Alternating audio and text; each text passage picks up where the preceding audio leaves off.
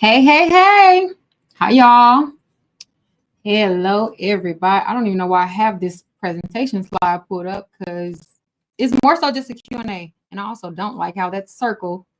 I don't like how that circle. But okay. Well, let me fix this because that's gonna bother me when I go edit for the playback. So let me figure out how to change the shape, or I don't even know why it's doing that. Give me a second, y'all. How y'all doing though? How are you guys tonight? How was your Wednesday? I was about to say Thursday. But how has you guys? How do you do? I remember switching it, but I don't remember. I don't remember how or where. Let me see. Okay, this is not going to. Oh, well, I guess we just gonna have to roll with it at this point. Okay, whatever. It's not important. It's not important. Hi, y'all.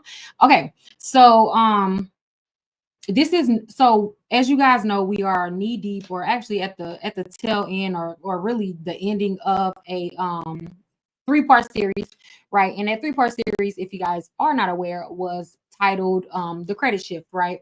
And the credit shift series basically covered all of the changes that we can expect coming or going into the year of 2025, the changes that will affect the way that we view credit, the way that we use credit, and also like our access to credit, and also just discussing how credit is changing in general, right? Like and when I say credit, I'm referring to how the credit industry is changing, um, the entire industry from home ownership to credit cards to credit scores to the algorithms that make up the credit scores, so like the credit reports and all of that. So everything, I'm being dramatic when I say everything is changing, but we are approaching the biggest shift or the biggest change, the biggest collective change that we've ever like experienced in terms of credit, like since the inception of the public, us consumers having access to credit and understanding it, and sort of like learning how to use it. Now it's shifting, right? And there it's shifting. That's really the main takeaway, right? It's shifting, right? And so the credit shift series was a three-part series where we discussed in great detail all of the changes, all of the things you guys can expect, and also what you need to do to prepare so that you are ready and you are not left behind, and you are not allowing like you are not like ignorance is not holding your credit score back, right? Like your the lack of knowledge that you have in association to your credit score shouldn't affect you, right? So in other words, what we don't know affects us regardless if we realize it or not, right? And so because we do realize it, and because we do know that credit is changing, and we know what to do in order to make sure that we are straight when credit does change, so that we're not left behind, is, in my opinion, from my viewpoint, the best case scenario. Like, is accept that it's changing, learn about how it's changing, and apply it. You know what I'm saying? Like, you cannot that's really all you can do, right? And so just a brief overview, not overview, but sort of just a touch point. So part one was the credit shift, and in part one we discussed FICO TNT, Vantage 4.0, and the in how those two new scoring models are now the standard for mortgage lending, right? And so if you were not here, let me just go from that aspect, because what the issue that I'm having is not under like deciding what to say about each thing so that I can make sure that we're all on the same page, and trying to figure out like, okay, did they see this one? Like, you know what I'm saying? I don't like missing context, because that just leads to misunderstanding. So I'm struggling to decide like what to say and how much to say about what, to not confuse you guys, because I don't want to confuse you guys further.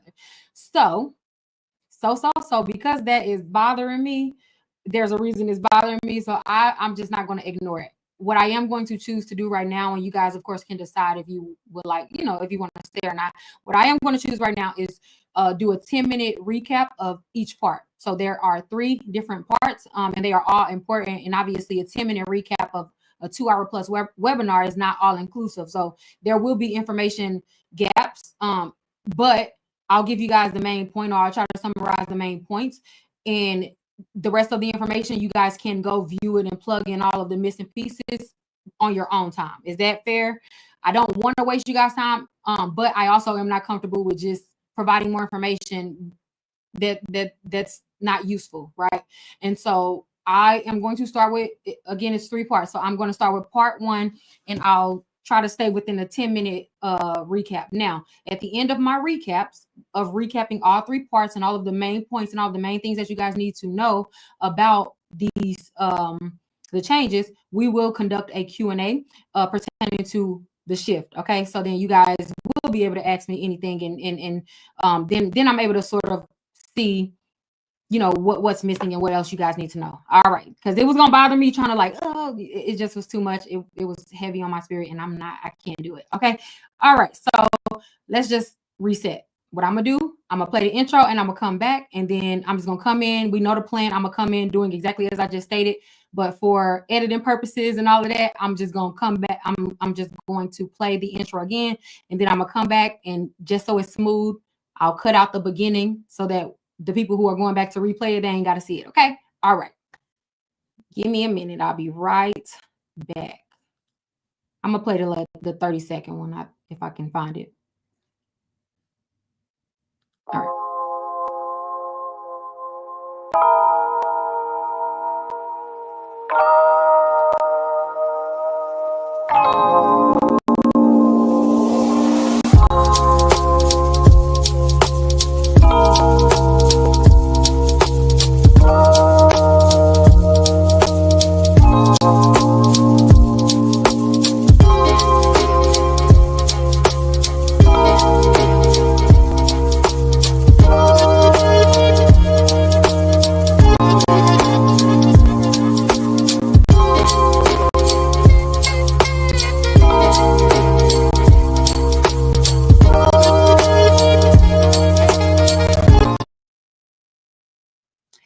Hey. I hope you guys are having an amazing time. I see a few comments stating that the sound is glitching. I don't know why. I don't know why it would be glitching. So what I did was just go ahead and reset the speaker, and let's just pray that helped. Are you guys able to hear me right now? Like, is it still glitching right now, or was that just before? Because ain't no point in saying nothing if y'all can't hear what I'm saying. So I just want to, are you guys able to fully hear me without it glitching, or is there still some glitching? Let me see if my internet is better before. Okay, so we good. We good. I can go.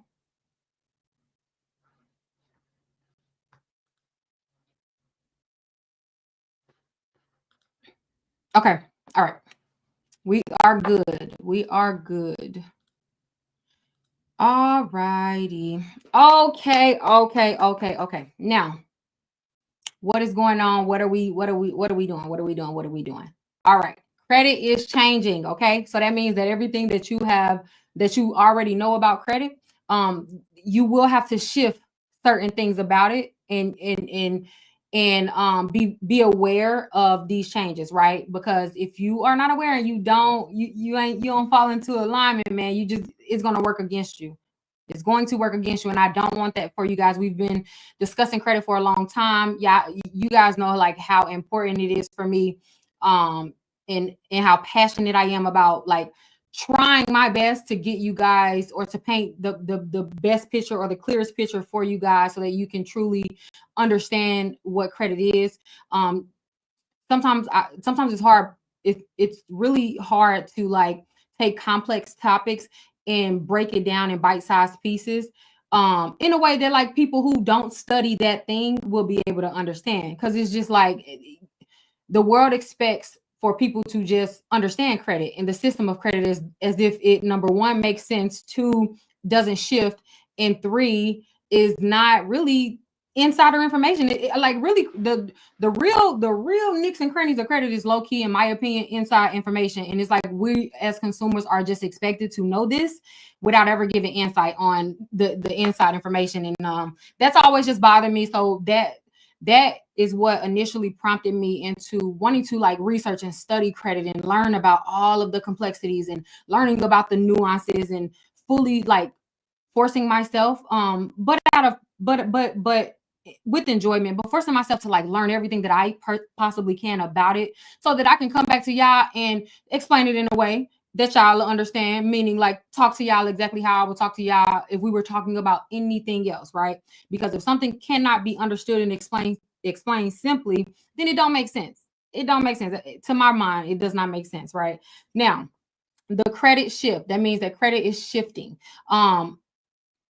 There is two major shifts that I need you guys to be aware of, that sort of is the reason for all of the following or secondary shifts that we'll talk about later. Now, the main cause and the main driver of this shift is the fact that our credit scores and our credit score providers like FICO and Vantage, they have completely changed the way that they are calculating credit scores. Okay. And just so that everybody is caught up, we have different versions of our credit score, right? Like we all know that FICO comes in multiple different forms. And if you have never been aware of it, you've experienced it, right? So for example, when you apply for a credit card, the score that a lender pulls when you apply for a credit card is not the same score that a lender will pull if you were applying for a car. The same it's also not the same score that'll be pulled if you were applying for a home, right? Because there are about 10 different versions of our FICO score, and each of those versions feed a different algorithm and are usually like for a specific industry. Okay. So you don't even need to know all 10, right? Like the only ones that you need to know is FICO 8, which is the score that's most widely used. FICO 8, as of right now today, is the score that typically is the default score that lenders will pull, lenders will view, and FICO 8 is used the most, right? The only exception of lenders not pulling FICO 8 is when you are applying for a home. When you apply for a home, they pull what's called your mortgage scores. Your mortgage scores are only based off FICO scoring model 2, 4, and 5, right?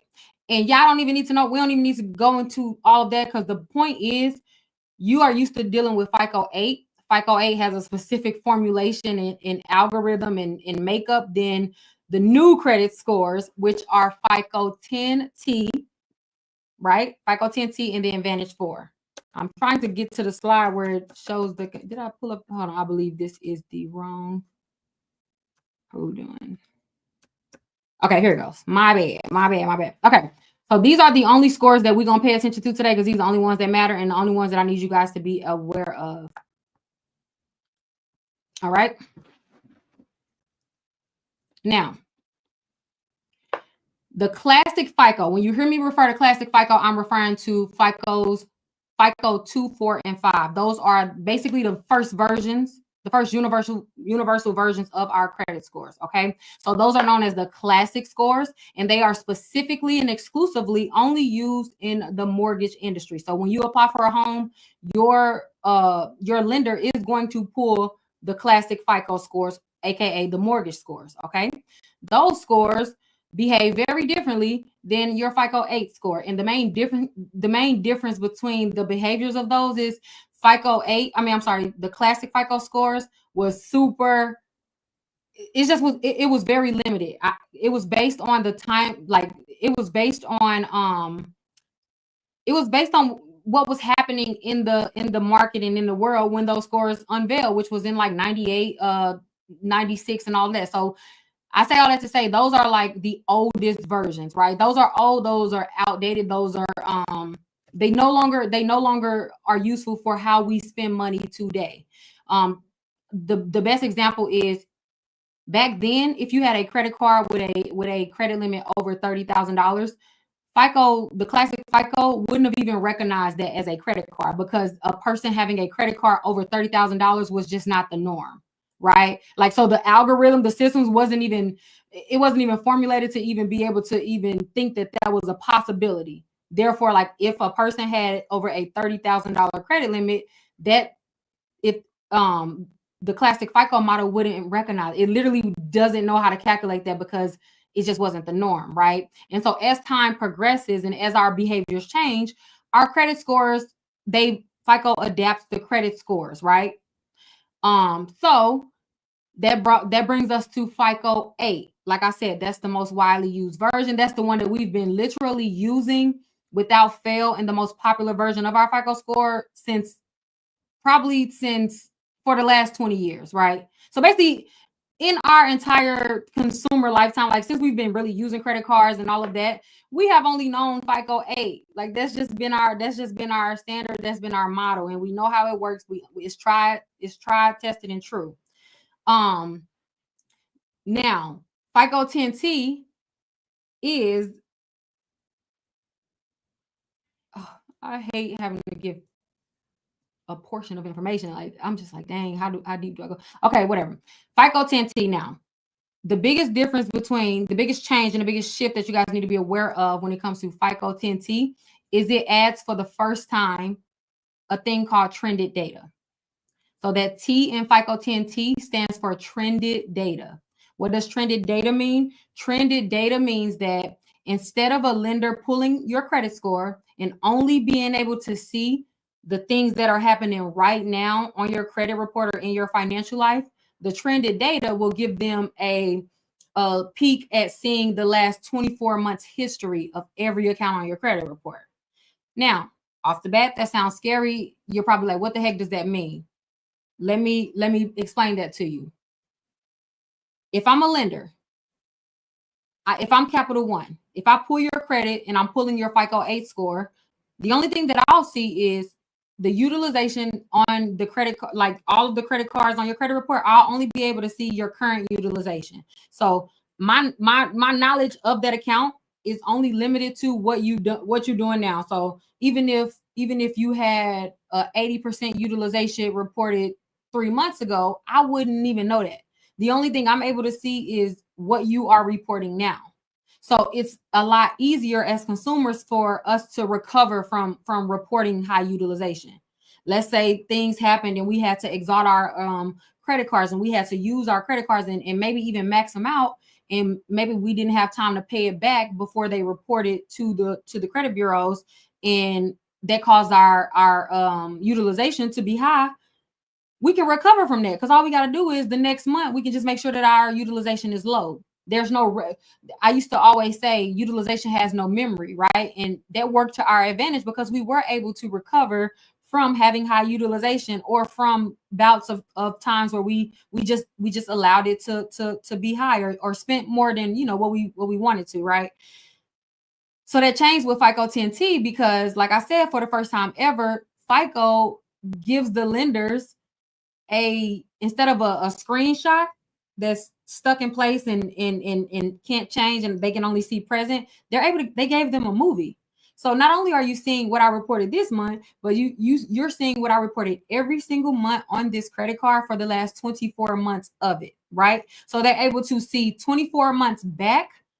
And then not only that, so remember I said it's called trended data. So again, they're able to see 24 months back every single month of that, and they're able to use that information and then guess what they believe that it will be for the next 24 months. So I want to be clear. If today is January 1st and I'm a lender and I pull your FICO 10T report, if I am looking at your Capital One credit card, not only am I able to see the utilization that you've been reporting for the last 24 months, every single month of that 24 months, I'm then able to use that information and then predict what I believe your average utilization will be over the next 24 months. So basically, for 4 years, I'm able to basically bind you to 4 years of activity. and use that information to determine if I want to give you a high limit, or if I can trust you, or use it so that I can gain more insight on like your behaviors, right? So now you are not only held by the standard of like your score that's reporting now, uh the things that the state of your financial life right now in this moment, but also that's going to be reflective of the next 24 months. And I'm able to do that legally, right? And so that's the thing that bothers me the most about the idea of trended data, simply because the whole ideal of credit reports was to allow lenders to see like the state of your financial life right now, right? There's a big difference between 2 years. I don't know about y'all, but it's just like there is so much that can happen in 2 years that like what I was reporting 2 years ago is certainly not reflective of like what's going on now. You guys get what I'm saying? Like that doesn't that's not indicative. What I if I had a late payment 2 years ago, that's not indicative that I'm gonna do it now. 2 years is a lot of time to learn. It's a lot of time to gain experience. It's also a lot of time to be a human and make mistakes, right? And so it now that 1 month of mistake or a few months of mistake is just affecting us for a long time. Um, and so yeah, so that's the part that bothers me. However, not all is bad, not all is bad, but that's the entire idea. That's the entire the biggest change of what the difference between FICO 10T and then all other past versions of our credit score is now for the first time ever, with trended data, credit scoring is not only determined off the things that you're doing now, right? Um, Now, with that being said, trended data shows up in other parts of your credit report. So it's not it doesn't only affect your credit cards. It affects a lot of other parts of your credit report. Okay, and so let's talk about it.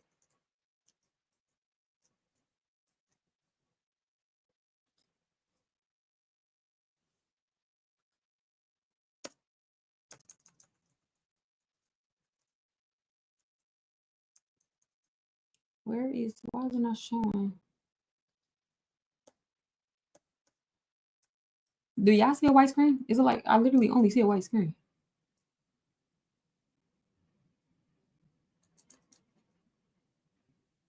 Oh, okay. Now it popped up.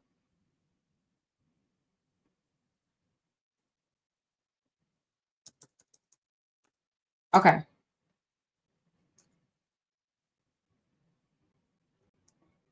Why does it keep doing that? That's driving me crazy. All right. So I want you guys to go watch the entire first webinar so that you can, because we really went into detail about how everything that is going to change, how it's going to affect you, all of that, right? I don't want to exalt that. What I need you guys to take away from that is this. Go ahead and screenshot it just so that you guys can, of course, have it on hand. But this is the main things that I need you guys to remember. Well, actually, here, screenshot this as well because it provides context. And this is essentially like a blueprint. Well, this is a breakdown of all the important points, but it's also a blueprint on what you need to do in order to make sure that your credit report is approved. It's basically going to be approved, right? Seen as approved according to FICO 10T standards, right? Now, um for anybody who is interested in maximizing their credit score, for anyone who is interested in making sure that they are like cultivating the best credit report that'll result in like the best lending options, I mean the best borrowing options, like getting the highest credit card limits that you possibly can, getting the highest credit score that you possibly can. The only thing that you need to remember is, in order to FICO 10T proof your credit profile, you would need to make sure or get as close as possible to number one, try to not have a late payment for at least 24 months, at least. So the longer the better. No late payments is always better than any. But if you have had a late payment within the last 24 months, know that late payment will impact you. So the goal is to be 24 plus months free of a late payment. Okay. That's going to maximize the points that you receive for your payment for your payment history, which is about 192.5 points, right? Now, in terms of your credit utilization, you need to make sure that you are consistently reporting a low utilization. That means that every single month you need to make sure that by the time your statement date comes, your balance on that credit card is below 10% of the limit. Is below 10% of the limit. I want to repeat that one specifically. Actually, I want to repeat that one specifically because that is the most important, because your utilization is going to affect you the most.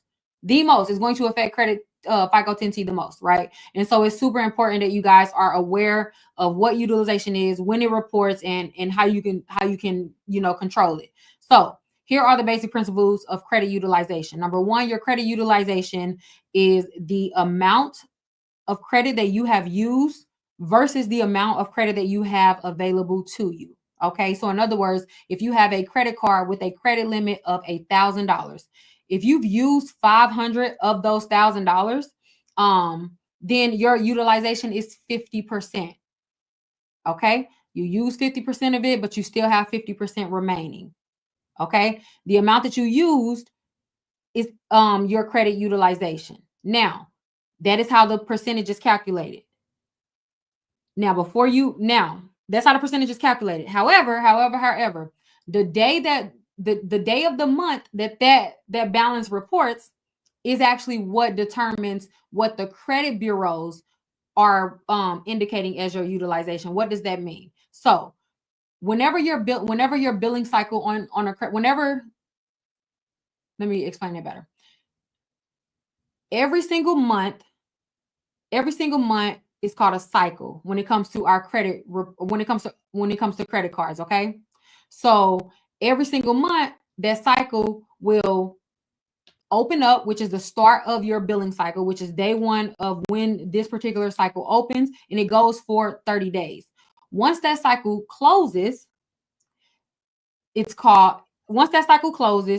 what happens is, not only does your bank send you a bill or a statement, they'll send you a statement, and that statement is them telling you, hey, this is what happened during this cycle. Here's all your transactions. This is what you spent as of today. This is how much you owe us, and then you have until this date to pay it back, right? And so they'll give you your minimal balance. This is the minimally acceptable balance that we will accept as an on-time payment. So if, again, you had a $1,000 limit, but your utilization was 50%, you spent $500, they'll tell you, hey, here is your balance. Your balance is $500. You owe us $500, right? So at the end of this cycle, you owe us $500. The minimal amount of payment that we'll accept is $100, and we'll accept that as a on-time payment. That is the minimum payment. When you pay the minimum payment, then obviously you are not taking care of the full balance. So there is still a remaining balance that will be left over that you have to pay. However, because it's a credit card, you're able to space out those payments. What happens is, though, if you only pay the minimum payment, then you will have high utilization. Your utilization is only determined by your statement date. That's the most important part, though. That's the only thing that I really need you guys to remember. The day that your billing cycle closes, your bank will capture your balance. That's called the statement balance. That literally means that this is the balance. This was your balance of the day that this cycle closed. So anything that happens past this closing date is going on your next billing cycle. This billing cycle is closed for any further activity. Any payments that you pay towards this credit card, that's going to be credited to your next statement, your next cycle. It can't, after that statement date closes, it halts all activity for that cycle, right? And so you have a statement balance, which basically captures your entire cycle. What happens is that statement balance is used as your utilization. It's used as your utilization. So if your due date is on the 5th of the month, but your statement, see, I'm like, dang, they probably, I need to put it. So before I get into this, we do know that there's a difference between statement date and due date. Is everybody aware of that? Or do I need to explain the differences between that? I don't mind explaining it all. I just don't want to keep saying these dates and stuff, and you guys are not like aware of that there is a difference.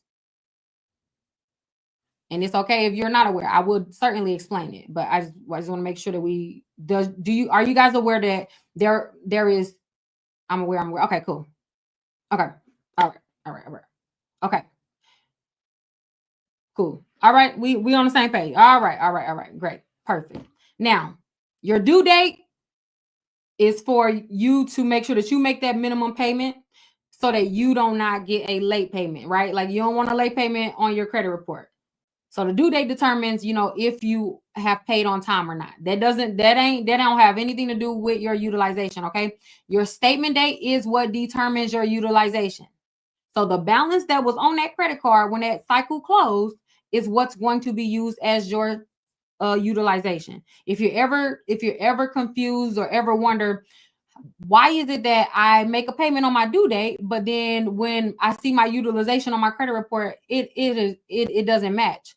I know that I paid this full balance off, but for some reason on my credit report, it's showing that I have high utilization. Well, that simply just means that you may have paid off the balance by your due date, but when your statement date came around, your balance was such and such.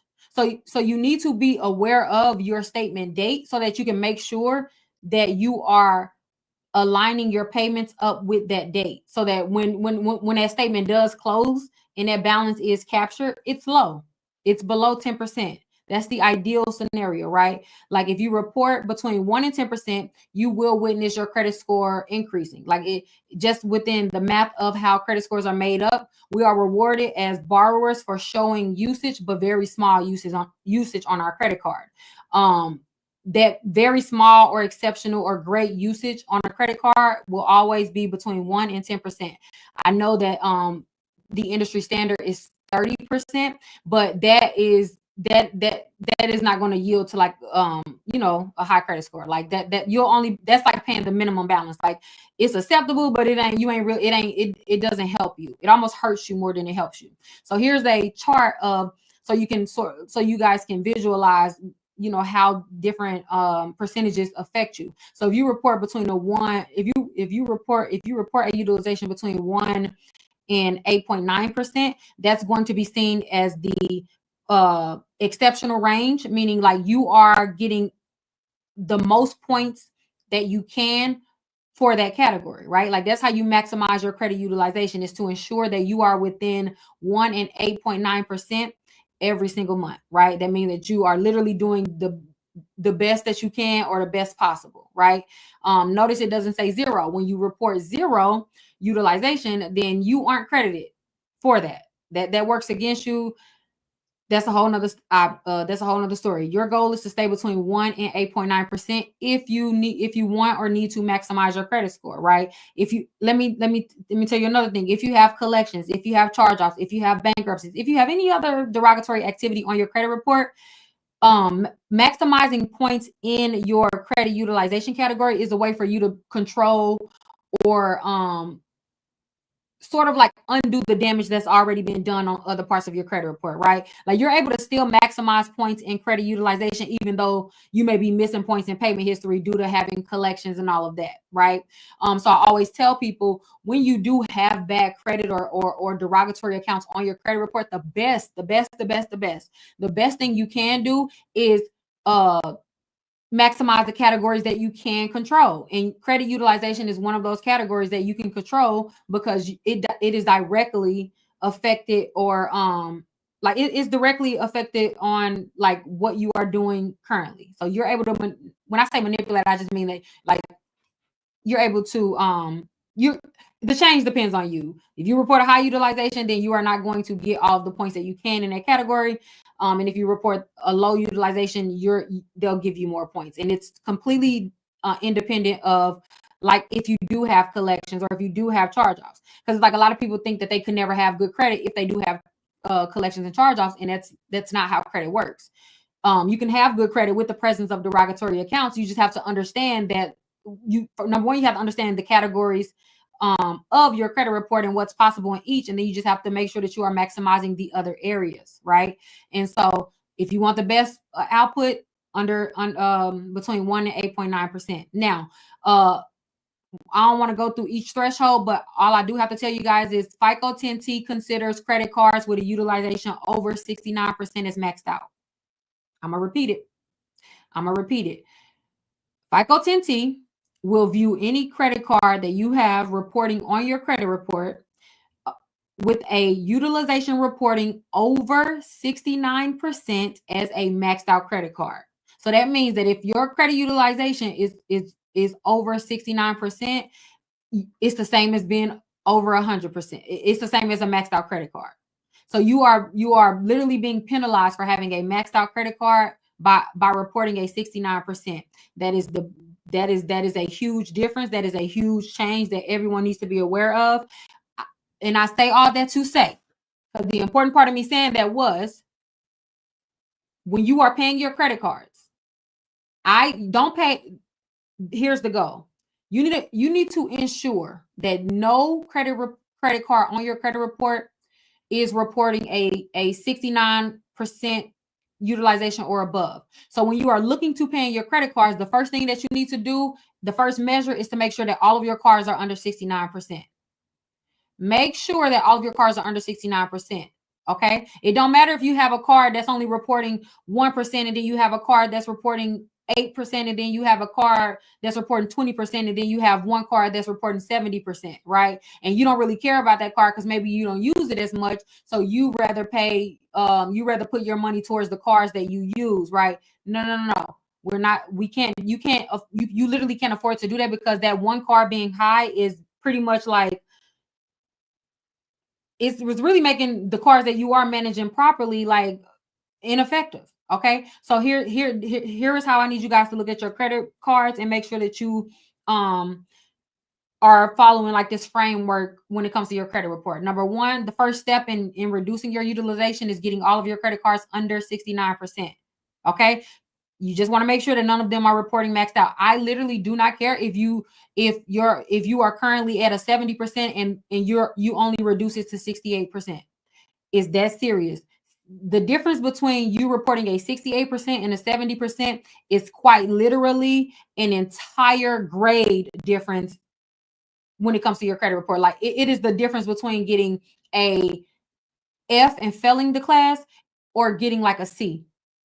It is that difference in the sense of what it does to your borrowing ability.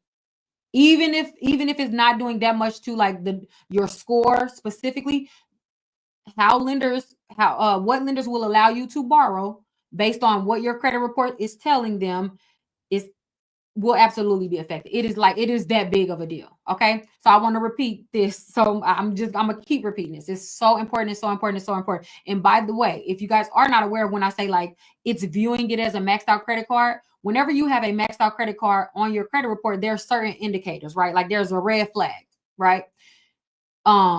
When you are applying for a credit and you have certain red flags on your credit report, that system is automatically designed to deny your application, right? And if it's not and if it doesn't deny your application, it will automatically move you down to it'll move you down a level on what your credit report will qualify for, right? Irregardless of your score. I want you guys to understand that lenders do not care about your score.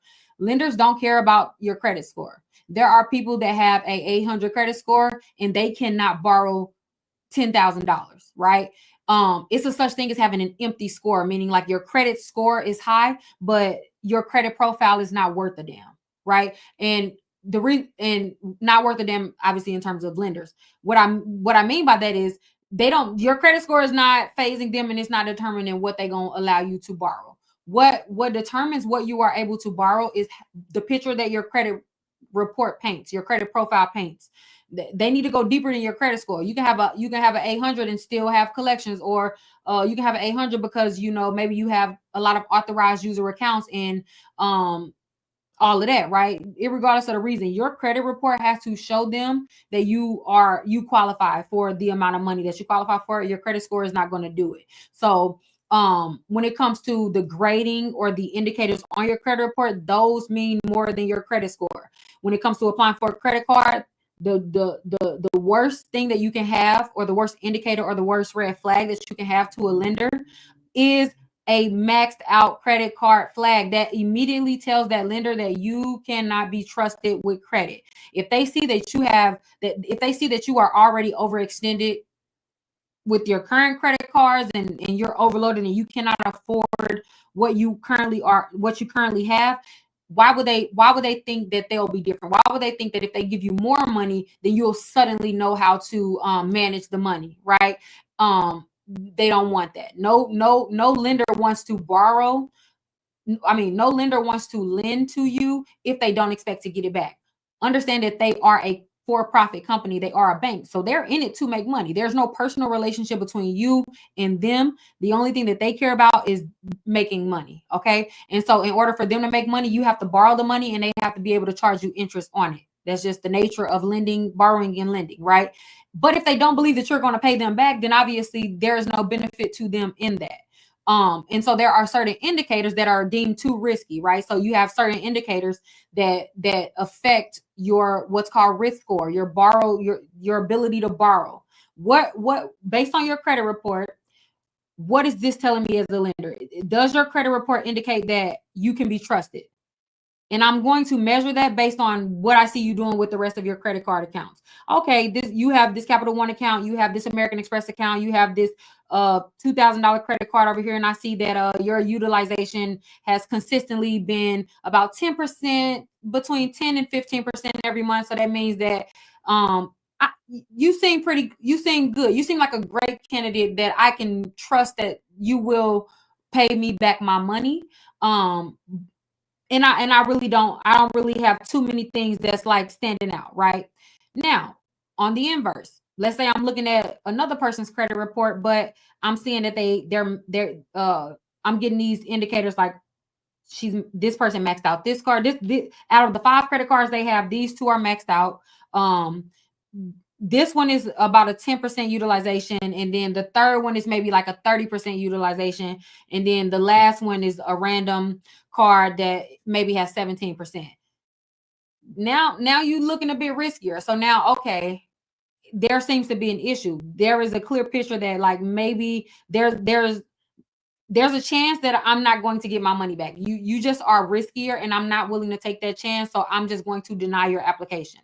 Or some companies can see it and say, okay, well, your risk score is higher, so I'm taking a bigger risk on you. So what I'm going to do is I'll still lend you the money. Oh, but it's going to come at a cost, because what I'm going to do is I'm going to charge you extremely high interest, right? So there are some creditors that literally want to be able to justify like attaching a high interest rate to your credit cards based on them seeing that you don't know how to manage a credit card, because they know what's going to happen. Okay, well, this person don't know how to manage a credit card. They're not paying back in time. So what I know as a bank that I'm going to make a lot of money off this person, because I'm gonna charge them a very extremely high interest rate, and I know that they're not going to pay it back.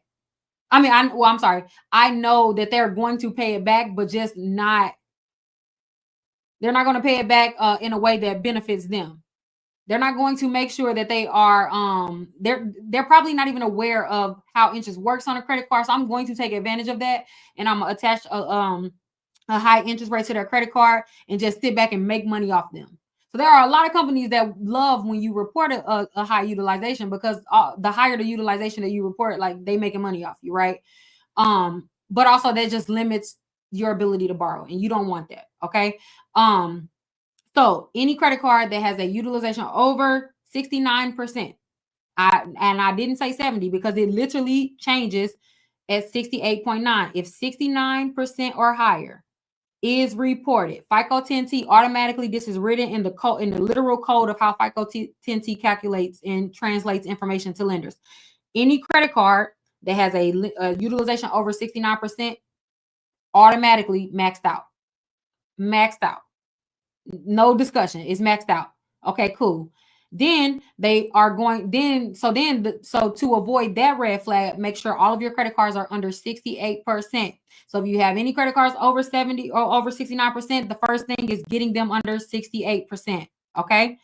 Don't worry about nothing else but getting them under 68%. And then the next threshold that's going to actually make a difference in your borrowing is, the next goal is taking all of your credit cards that's under 68% and then getting them all under getting them all under 48%. Okay.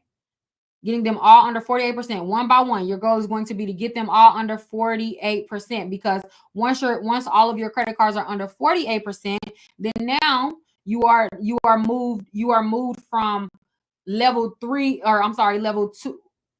So maxed out is obviously level 3 risky, like the riskiest, okay? And then whenever you reach 48%, that's like a level 2 risky, meaning like it's a little risky, but I'm willing to take that risk, right? So within this realm, you're going to you'll be able to borrow money typically. Like if I was a lender, in the max that I'm able to approve you for is $20,000. If you in that midway risky level, I ain't gonna trust you with the full 20K, of course, but I'll throw you five. I'll throw you a cool 5,000 and just make money on the interest and whatever. And I now don't think don't double back and try to ask for more. Now you relax. Now you going too far. I gave you 5,000. I can see that it's probably I can see that it's the highest credit card that you have on your credit report. So I know that giving you this $5,000, you gonna use my card more than you use your other credit card. So I'm gonna take advantage of that because you're just moderately risky, right? High utilization, just above the industry standard, but not like not extreme. Okay, so I'm willing to take that risk as a lender, right? And so that's level 2 risky. What's going to get you to level 1 risky is when you go from 48 to under 28 So the first is 68%. Then the next threshold that you need to be aware of is 48%, meaning getting all of your credit cards. Okay. Then once you have all of your credit cards under 48%, your next goal is to get them under 28%. So now you're only on level 1 risky. What does that mean? No, you're not going to get the max because there's still a little risk. Like you are a little bit risky, but nothing too concerning, just something that I need to keep my eye on, right? So you're in what I call the watch stage, right? Like the stage where I'm not going to you're not going to be penalized for it, but I'm watching you, I'm watching you. I'm monitoring you. So when you are on that level 1 risky, you know that you're on the level 1 risky. Let me tell you how y'all know where you are falling with the companies that you're with. You know you're on level 1 risky when they when they try to give you a credit limit increase about every 6 months to maybe a year. Not without you asking. Okay. So that's like the number 1 indicator is when they try to give you the credit, when they give you the credit limit increases without you asking.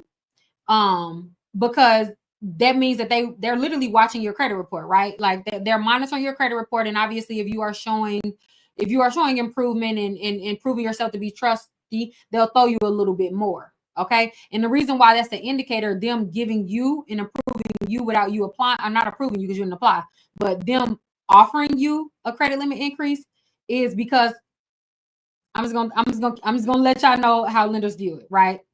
I'm gonna keep it real with you.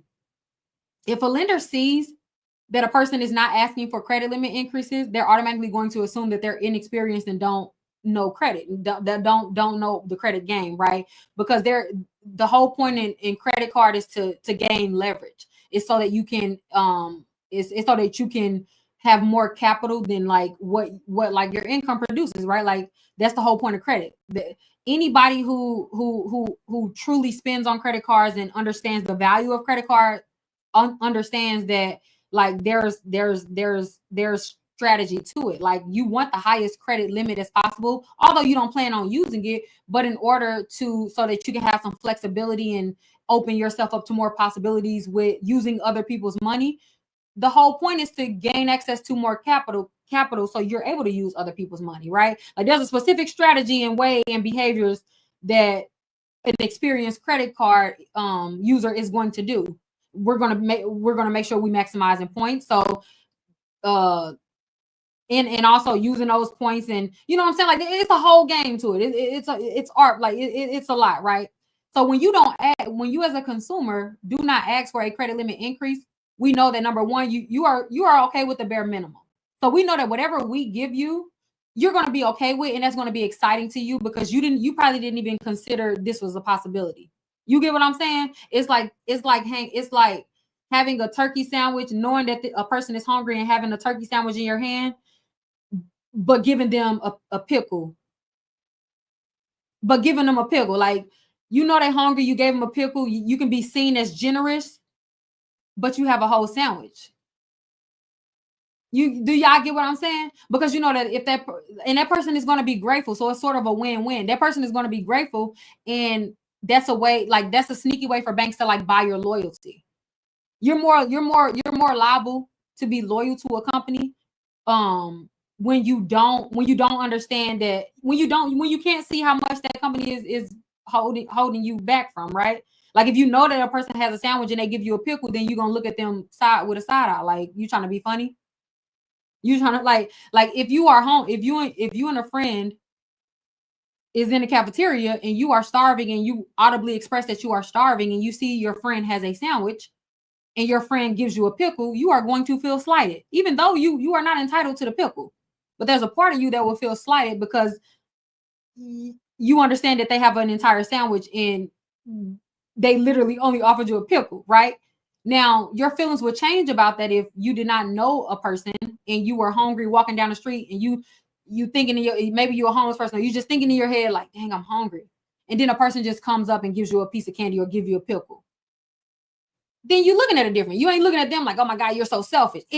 Your perspective changes based on like what you know about that person or your relationship to that person. And that's exactly how banks will do. So anytime a company gives you a credit limit increase, understand that you would have qualified for more. Yeah, I know my rule. Companies I don't do that. Companies don't give me no I don't ever wait for a company to give me a credit limit increase, ever. And you shouldn't either. There is no point in having a credit card if that credit card is not benefiting you more than it's taking from you. No point. There's no point. That's the whole point of a credit card, literally, right? And so I'll do a whole credit card class because, child, I can go on that for days and just teaching y'all the credit card game, which I think that's probably gonna be the next series because it's a whole whatever.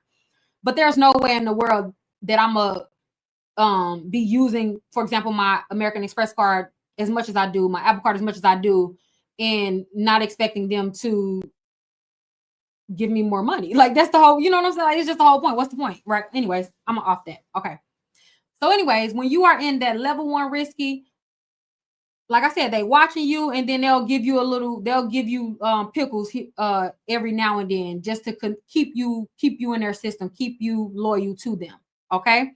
Now, to get from off the risky radar altogether, right? Because even level 1 risky is still not a good thing. It's just, it's still, it's not a good thing. You don't want to be on any level of risky. You want your credit report to look as risky, as least risky as possible.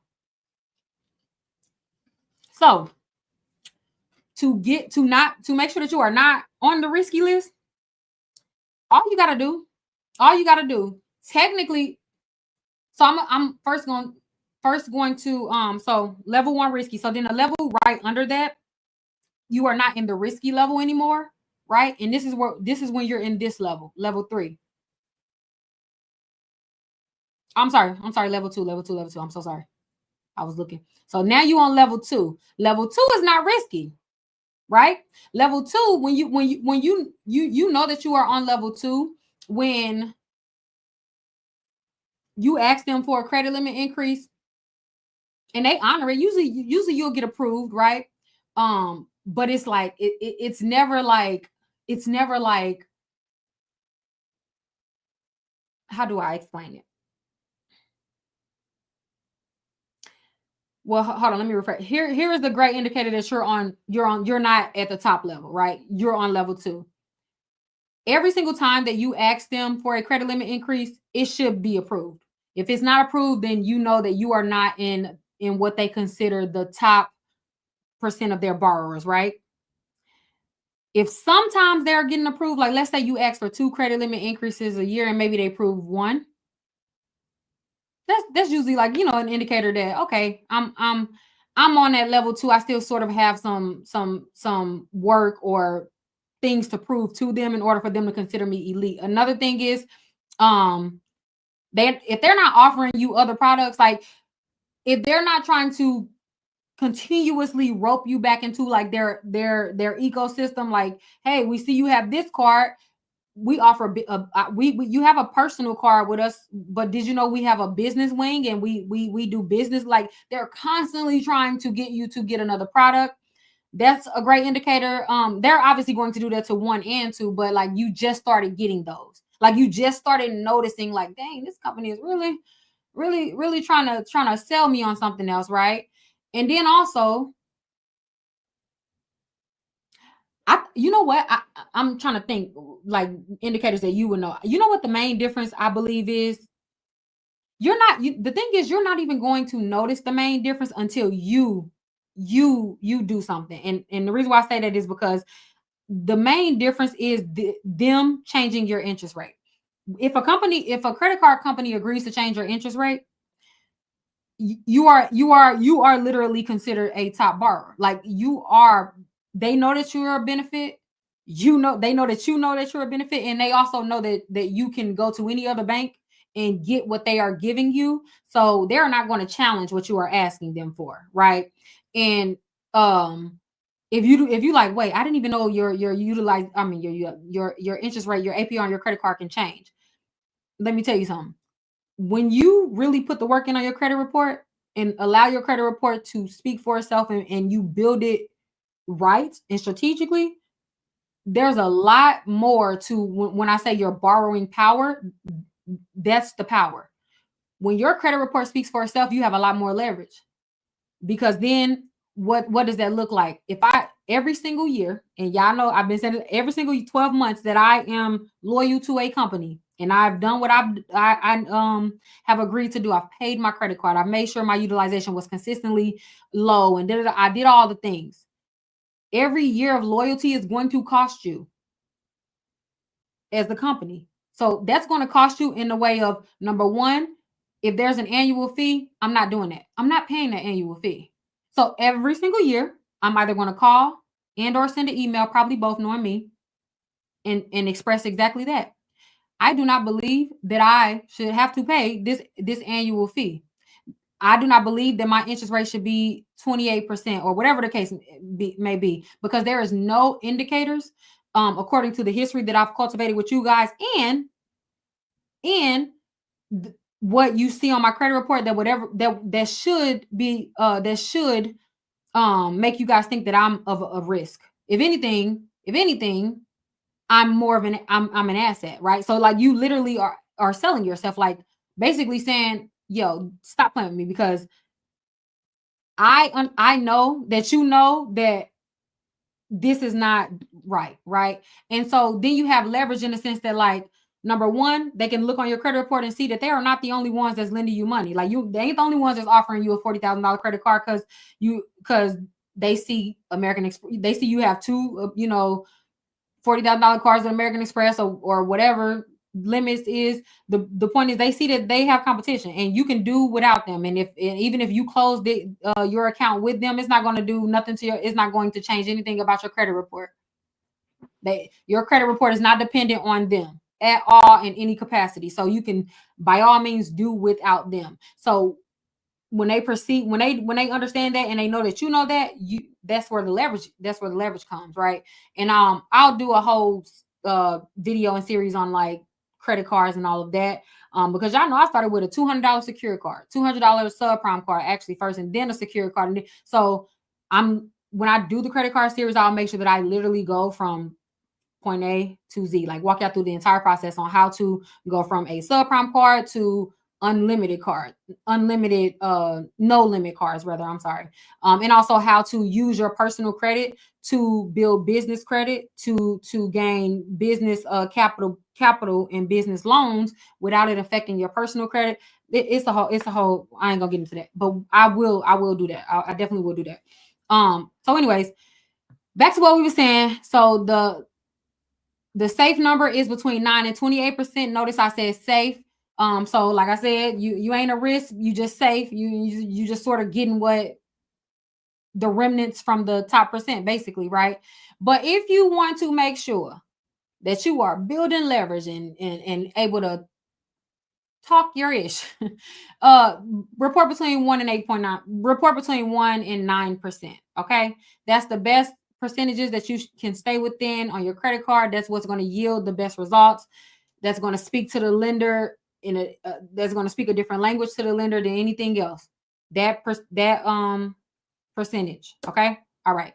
Now. To wrap this up, so make sure that you try your best to have at least 24 plus months free of no late payments. If you already have a late payment within within the last 2 years, either try to get it corrected, right? Try to get it adjusted, a goodwill adjustment. Try to write to the company to see if they'll allow a goodwill adjustment. If the company is not agreeing to adjust that late payment, and it's just there, then I mean, there's nothing else you can do about it. Only make sure that you are not getting any more late payments, and making sure that you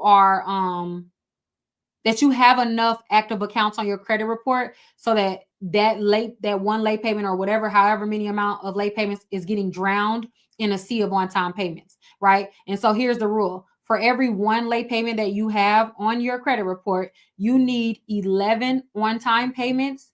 So you need 11 on-time payments to cancel out that late payment. For every one late payment that you have on your credit report within the last 24 months, for every single late payment that you have on your credit report within the last 24 months, your goal next year or this year should be to have 11 on-time payments of the same payment type. Meaning if you have 2 late payments on the credit card within the last 24 years, then you need to make sure that you have 22 on-time payments sooner than that late payment, right? So if the late payment happened 6 months ago, then I don't know why I did that math. Like I could do that in my head. I'm horrible with numbers in my head. Hold on. Okay, so if you got a late payment 6 months ago, what month will be 20? Child, that's too complicated, and it don't even matter. The point is the 11 on-time payments has to have occurred after the late payment, or you want majority of the on-time payments to have occurred after the late payment, and on the same account type. And the only reason why I say that is because if you have like 5 late payments, for example, on a student loan, and you have no more installments on your credit report, then it's going to be extremely hard to make up for those late payments, because you do have on-time payments, but they're only credit card on-time payments. So it has to be the same account type to be able to cancel it out. For every single late payment that you have, your goal for the next year is to make sure that you are adding 11 on-time payments so you're canceling it out. Okay. 5 late payments this year on a car loan.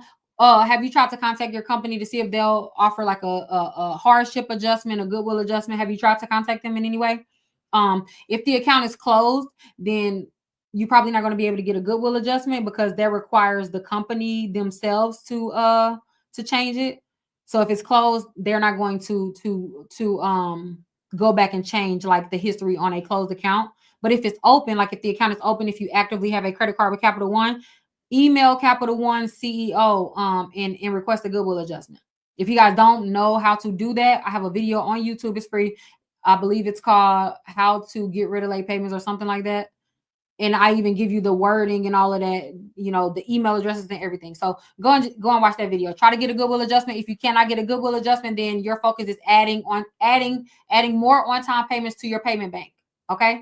So if you think of your payment history as a bank, payment bank, your goal is to just add more on-time payments to your payment bank. Okay. And the only way that you're able to add on-time payments is if you have open active accounts. Okay. So if you're not actively building credit, then your credit is just dormant. Your credit is dormant. It's not doing anything, right? You need the best response to negative credit history is active positive history. Meaning if you have collections in the past, or if you had charge-offs, if you have repossessions, the worst thing you could do is just say, okay, I'm not going to do anything. I'm going to wait 7 years, and then in 7 years, these things will fall off and then I'll build credit. It's the worst thing you can do. That is the worst thing you can do. That is wasted time and that is unproductive. It literally does. It hurts you more than it helps you. The best response to bad credit, hear me, if you are a person that life has lifed and shit has just happened and you have late payments, you couldn't, whatever, why the why isn't important. Life lifed and you were affected by life and you allow like your credit report to depress you. You looking at it and you like, oh my God, I'm so depressed. I was doing so good and then this happened.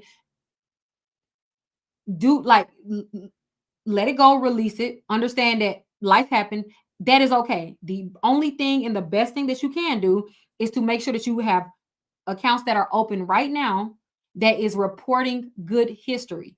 The only way to undo bad history is to report good history. So the only response to a collection is making sure that you have active an open account on your credit report. That's the only way. The only way to gain and to get to increase your credit score and to build credit is to have credit. And the only way to have credit is to like you literally the only response is open accounts that you are doing what you have to do with, right? That's all. Like don't let it stress you out. A collection is not like if you build credit, a collection is not going to stop anything. What stops people is the lack of building credit. People don't build credit. People are convinced that as long as they don't have collections, as long as they don't have derogatory accounts, then their credit, they have good credit. That is not good credit, guys. Good credit is not the absence of bad credit. Good credit is the presence of good credit, right? Like, so the only way to have good credit literally is to build credit. That's the only way. That's the only way. Don't let people fool you. Don't let people make you think that you need to pay them so that they can help you get rid of the bad accounts.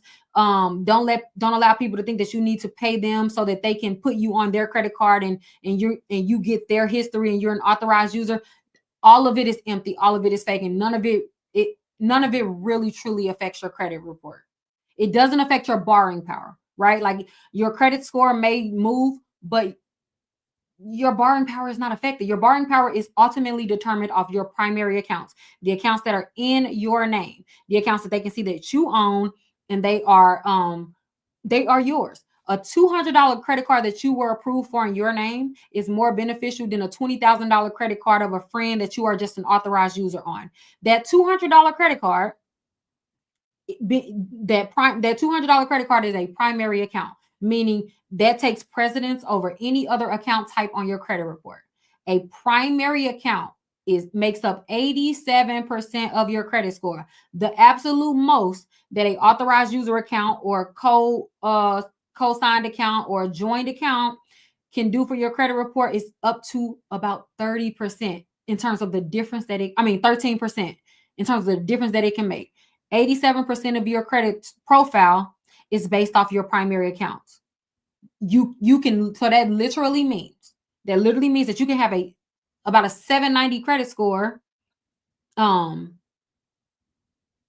Wait, let me quit trying to do math because that throw me off every time. Child, I be having a goal in mind. I do math and it just deters me. So, anyways, don't waste your money buying authorized user accounts.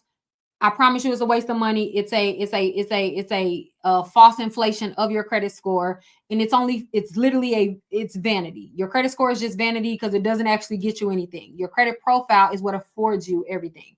That's where the money is. I'm telling you guys, do not waste your time doing that. Now, again, the best response to bad credit is good credit, and the only way that you can have good credit is to build credit. So get the $200 credit card. As a matter of fact, you know what? As a matter of fact, let's make it real cut and dry and easy because we don't have to overcomplicate it. Hold on, let me just find a slide that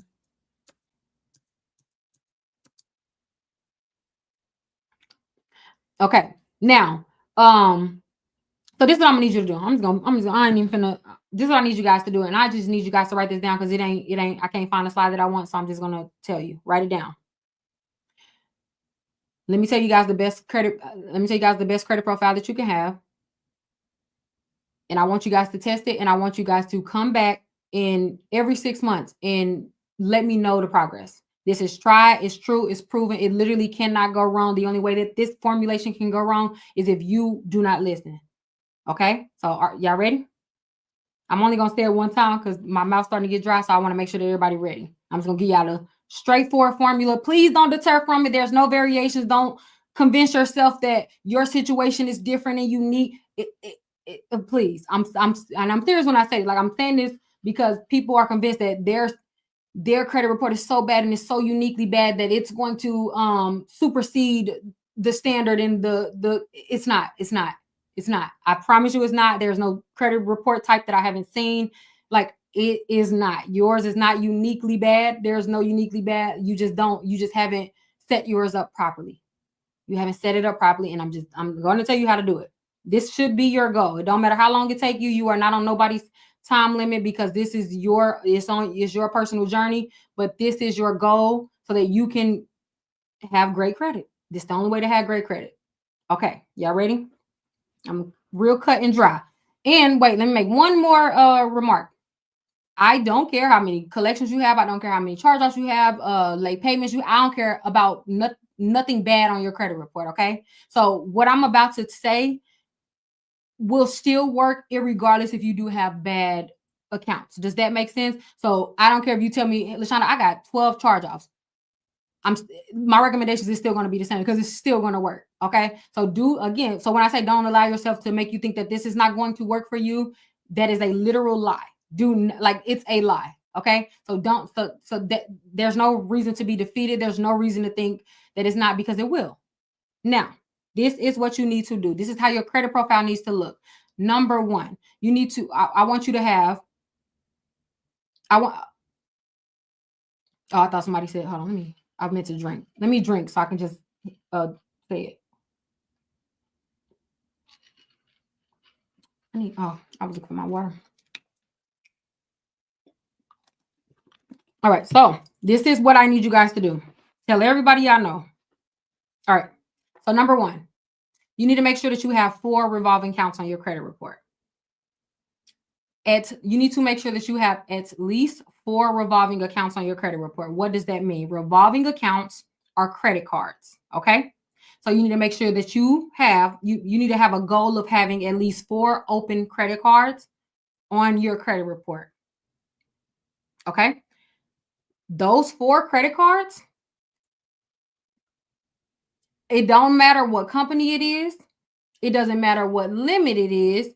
None of that matters. I just need you to have the presence. Like, you need to actively have 4 open, so they need to be open, revolving accounts on your credit report.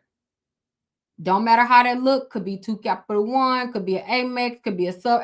It does not matter. The only thing that matters is that they have a limit of at least $200. That's all you need to worry about.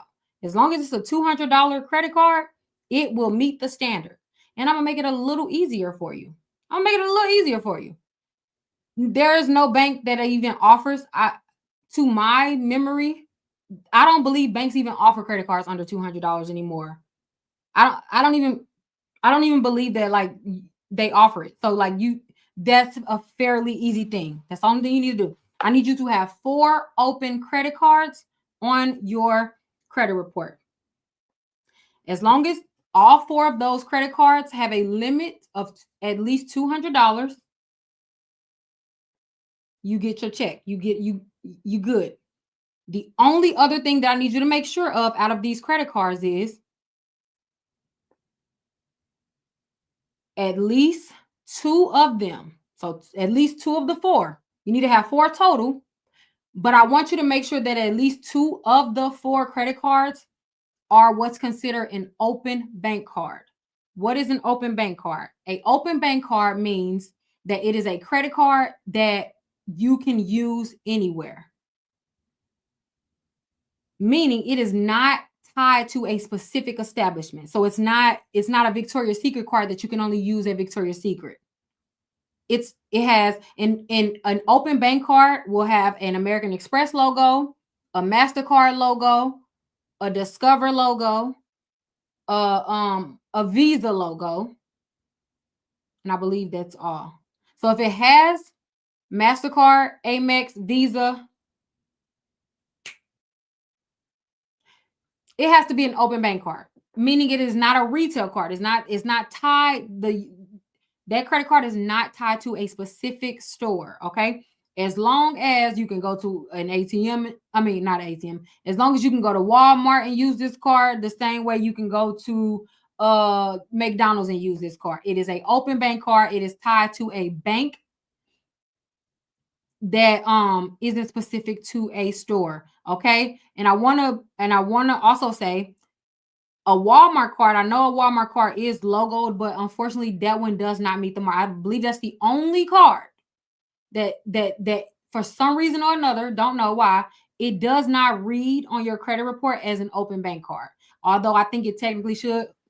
So I don't know why that happens, but I don't want you guys to think that you are being credited for that being an open credit card. That one specifically, that's it. That's it. Now, what kind of credit card? I mean, the limit of the credit card, the company to get it, none of that matters. None of that matters. None of that matters. The only thing that your credit report needs, the algorithm of your credit profile needs, is the presence of four credit cards that are currently open. So the ones that closed in the past, the ones that maybe are charged off, the ones that was written off in your bankruptcy, those do not count. Those don't count for what I'm talking about right now. These four accounts need to be open right now today. You need to be able to pull this card out your wallet and use it today if you wanted to. It has to be open for its account. If it's closed, then it doesn't meet the qualifications. 4 open credit cards. Okay? Open. 4 open credit cards. All 4 of them needs to have at least a $200 limit. And then at least 2 of the 4 cards needs to be needs to be a bank card and not a retail card. Everybody got that? 4 total revolving accounts, 2 of them being open bank cards, and then the other 2, they can be retail cards if that's what you want. And if you have 4 open and if you have 4 bank cards, that's fine. As long as 2 of them are bank cards, the other 2 don't matter. Well, you make that look how you want. It doesn't, as long as at least 2 of them are open bank cards, the other 2, it really doesn't matter as long as they are credit cards. Okay. Okay. And the companies don't matter. It literally does not matter. Now, when you get the full, when you have all 4 of those credit cards and they meet the specifications that I just named, then the next thing that I need you to do is to add 2 installments to your credit report. So alongside these 4 open bank cards, you then also need to make sure or have a goal to get to at least 2 installment accounts. An installment is a loan, okay? An installment is a loan. Now, I am specific about the loans that you should report. So, those 2 loans, one should be a short-term installment. What is a short-term installment? It is any loan that has a term length under 36 months, right? So if you have, most personal loans fall under a short-term installment. Any credit builder loan, they're going to be qualified as a short-term installment. If you don't know where to get one, if you don't have a bank and maybe they don't have them and you don't think you're going to get approved, I'm going to just give you a cheat code. Self will approve anyone. You literally can be fresh out of bankruptcy and they will approve you for a short-term installment. Now, the self is essentially like a CD account. So you will pay them. I believe it's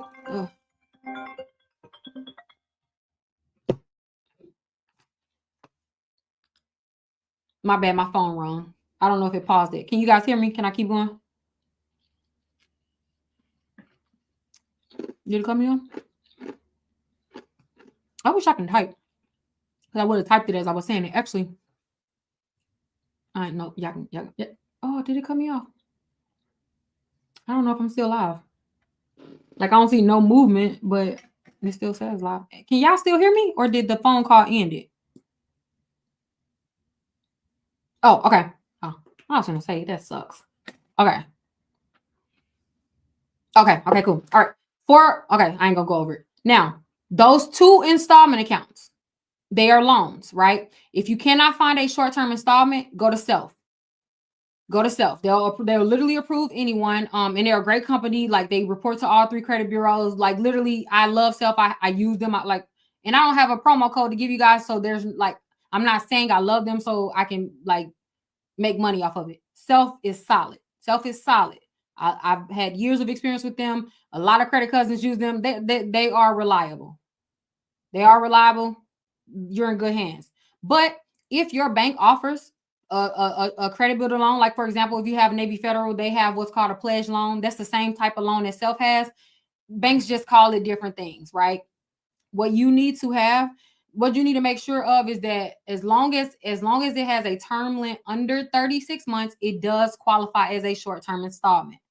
The cheapest way to go about that is a credit builder loan, like I said, because it's very low interest and it's a very low monthly payment. I believe it's like $35. You pay it for a year or two. After you are done, you actually get that money back. So basically you're paying into a savings account. Self is saving that money for you, but reporting those payments to the credit bureaus as payments, as on-time payments each month. At the end of the term, at the end of the first year or the second year, whatever you choose, they literally will send you a check or even a direct deposit back with the money that you have saved or with the money that you have sent them. Now, obviously, I think they take like 5% or 6%, a very low percent. Like it's worth it for them to save your money for you, basically give it back to you, but also report it to the credit bureaus. It's truly like a easy, low cost way to build credit. Okay, so have a short-term installment, which is a loan under 36 months, and then if you can have at least a long-term installment. I mean, at least one long-term installment. A long-term installment is a loan over 36 months. Let me make it easy for you. If you have a car loan, you have a long-term installment. If you have any student loans reporting on your credit report, that is a long-term installment, so you don't need to get another one. If you have a mortgage, that's a long-term installment. Some personal loans does qualify as a long-term installment, but it would all be dependent on what was your payback terms. Like if it's over 36 months, it's a long-term installment. If it's under, it's a short-term installment. That brings me to my next thought. If you have like a furniture account, you know how you can go to like Aaron's and finance the furniture. Most of those are considered short-term installments. So if you have those on your credit report, check, you good. Let me tell you what short-term installments do not count. This is important. If you have any buy now, pay later accounts. So in other words, in a firm that's on your credit report, like in a firm account, a Klarna account, fill in the blank. Y'all know the ones.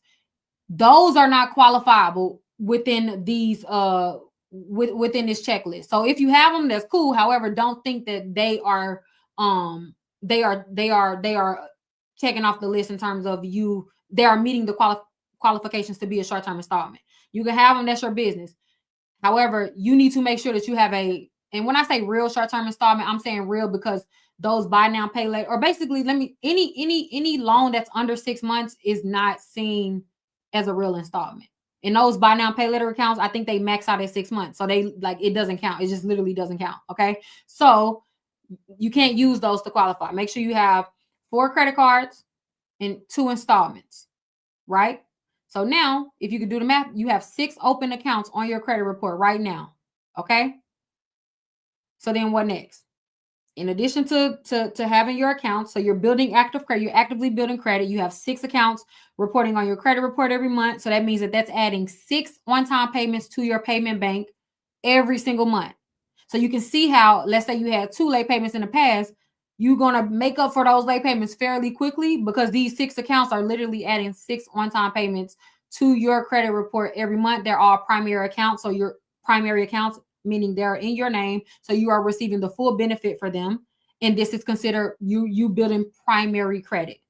What else you got going on outside of these accounts on your credit report doesn't affect these accounts. So it doesn't matter. Now, let me tell you how to make that. Now that's called the foundation of a credit report. The foundation of a good credit report that meets the qualification of credit mix. You have a great credit mix. You are improving your payment history because you're adding those 6. You're adding at least 6 on-time payments to your credit report a month. You have a credit card, so you are qualifiable for credit utilization points. And if you have inquiries or whatever the case may be, after you have established these 6 accounts, this is where we step into the next layer. So wait, I don't want to confuse you guys. So the foundation is the 6 accounts. Okay. So that's level 1. Foundation, 6 accounts, 6 open accounts, 4 credit cards, 2 installments. Once you got that, now we reach next level. Now this is what I need you to do. Make sure that all 4 of those credit cards are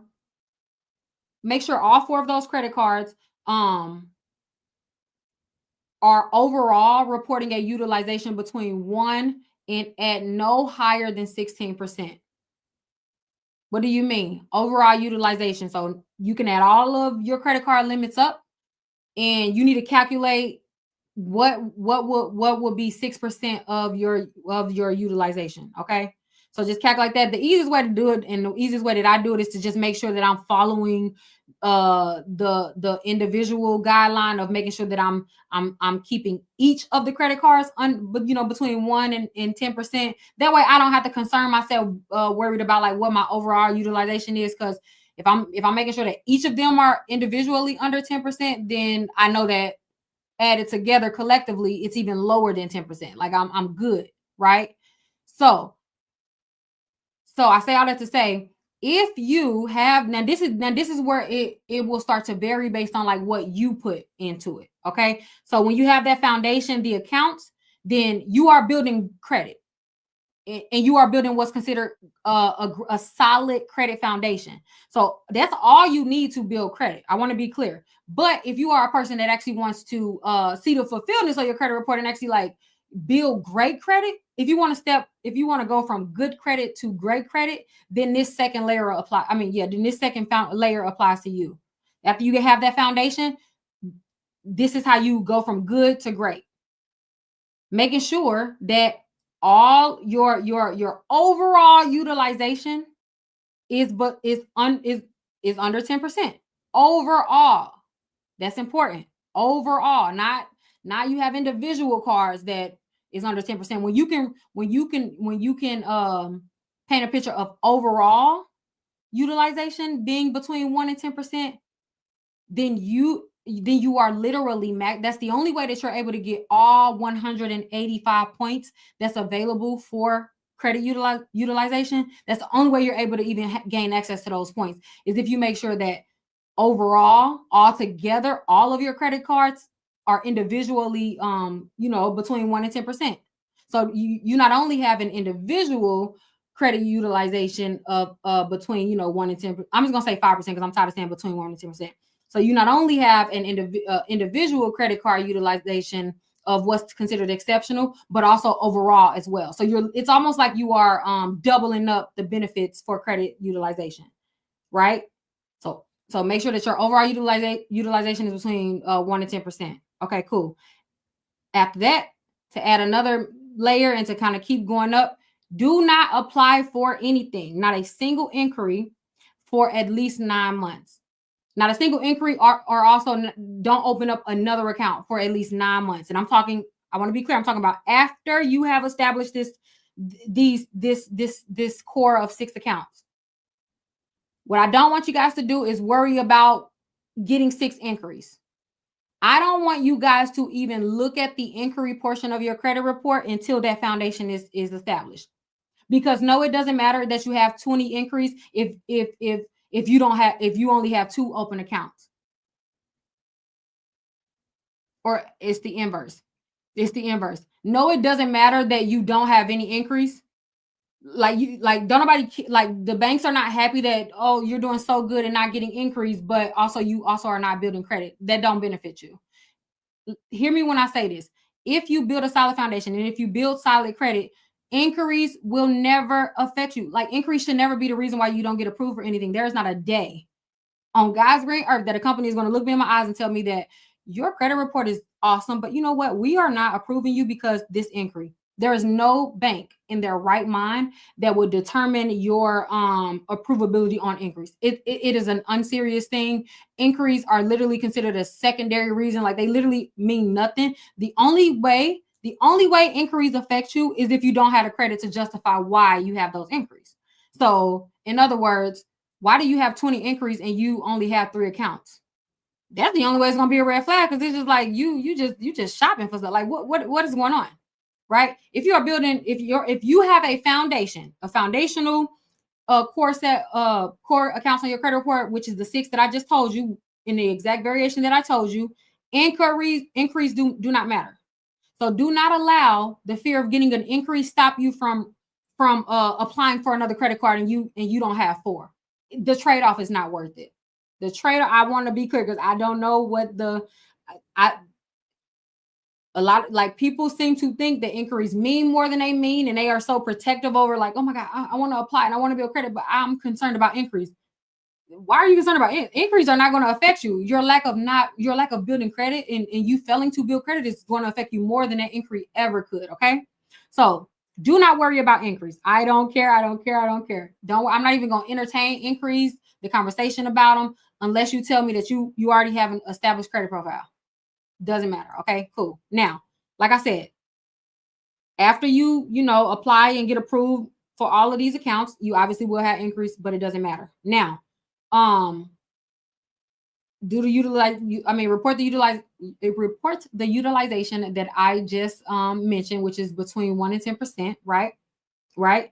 And then do not open any more. So there literally, like quite literally, there needs to be a gap between from the day that you establish that last account, the day that you have opened your most recent account, which is the last account, so that you can meet that foundation. There literally needs to be at least 9 months, and yes, it does matter the time. It does matter. There needs to be at least 9 months of a gap of, because what you want to do is have a gap in showing, because remember, we're painting, your credit report paints a picture. So let me tell you what that looks like to lenders. What it looks like is you have these, you were in the market, you were shopping for credit, right? And so they can obviously see that you were shopping for credit, and they can see the accounts that you were shopping for, right? And then they can see that there's a gap. They see that you may have had, let's say, 12 inquiries before January of 2023, but since January of 2023 or whatever there's been a 9-month gap of any application. So what that tells me that as a consumer, you open those accounts, you are like, you're not frivolously trying to apply for credit. There, you are building credit. The accounts that you have all are qualifiable accounts, all are primary accounts. Doesn't matter the limits, because you are also reporting a low utilization. It's clear that you are being responsible with that credit card. You are being responsible with the credit card. You are building credit, right? You are not thirsty to continue to add more accounts to your credit report because there's a gap. After you establish what you needed, you were able to see that you've gotten what you needed, and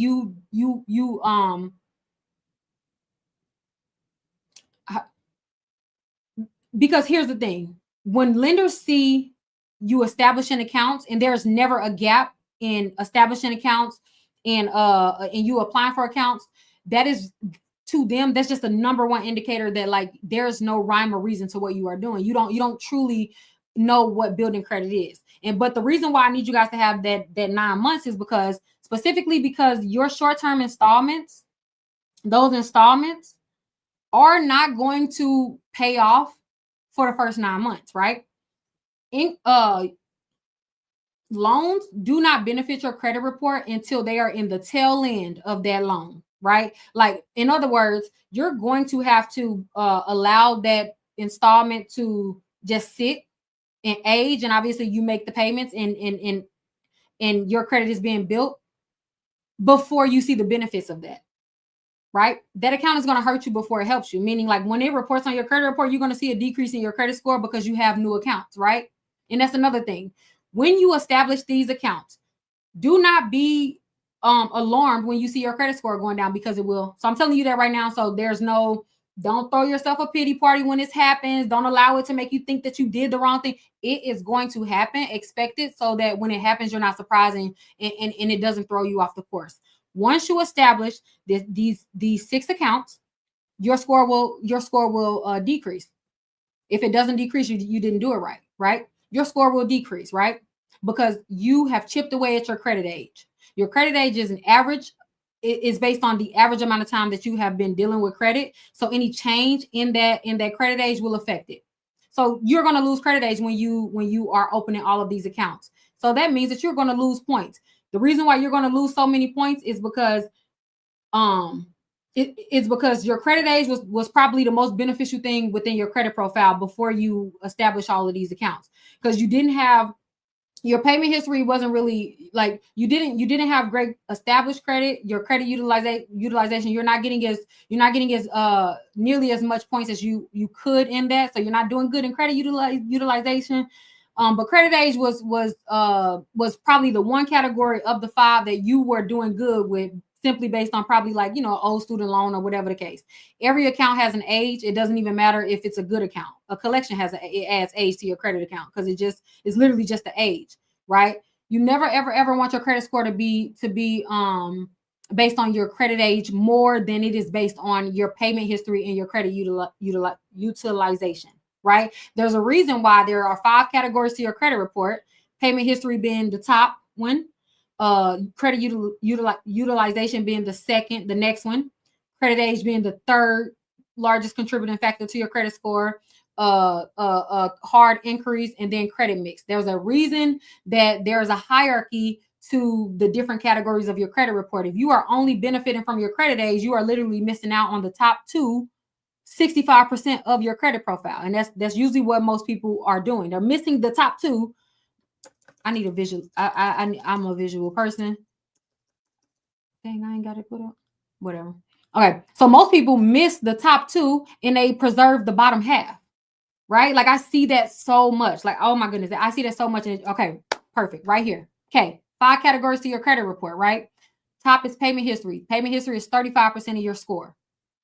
So it literally can add up to 192.5 points to your profile, right? Amounts owed, aka credit utilization, is 30% of your credit report. That is the second largest contributing factor to your score. So how you're managing your credit cards deals with your amounts owed. Then there's credit age. Credit age is only 15% of your credit score. You're only able to exalt 82.5 points for credit age. And then you have hard inquiries, and then you have credit mix. Okay, so there's a hierarchy. When this is when credit age is the number 1 contributing factor to your credit report, you are in trouble.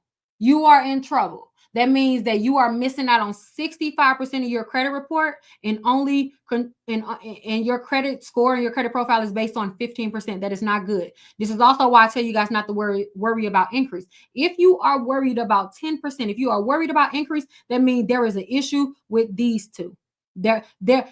Let me just when you have bad credit, and this is it doesn't matter the situation. If a person has bad credit, if a person has bad credit, there is something within the top 2 categories of your credit score that is not being met. Okay, always remember that. The reason why is because the top 2, payment history and amounts owed, makes up 65% of your score, meaning that if you don't have a 700 credit score, then you haven't maxed out those 2.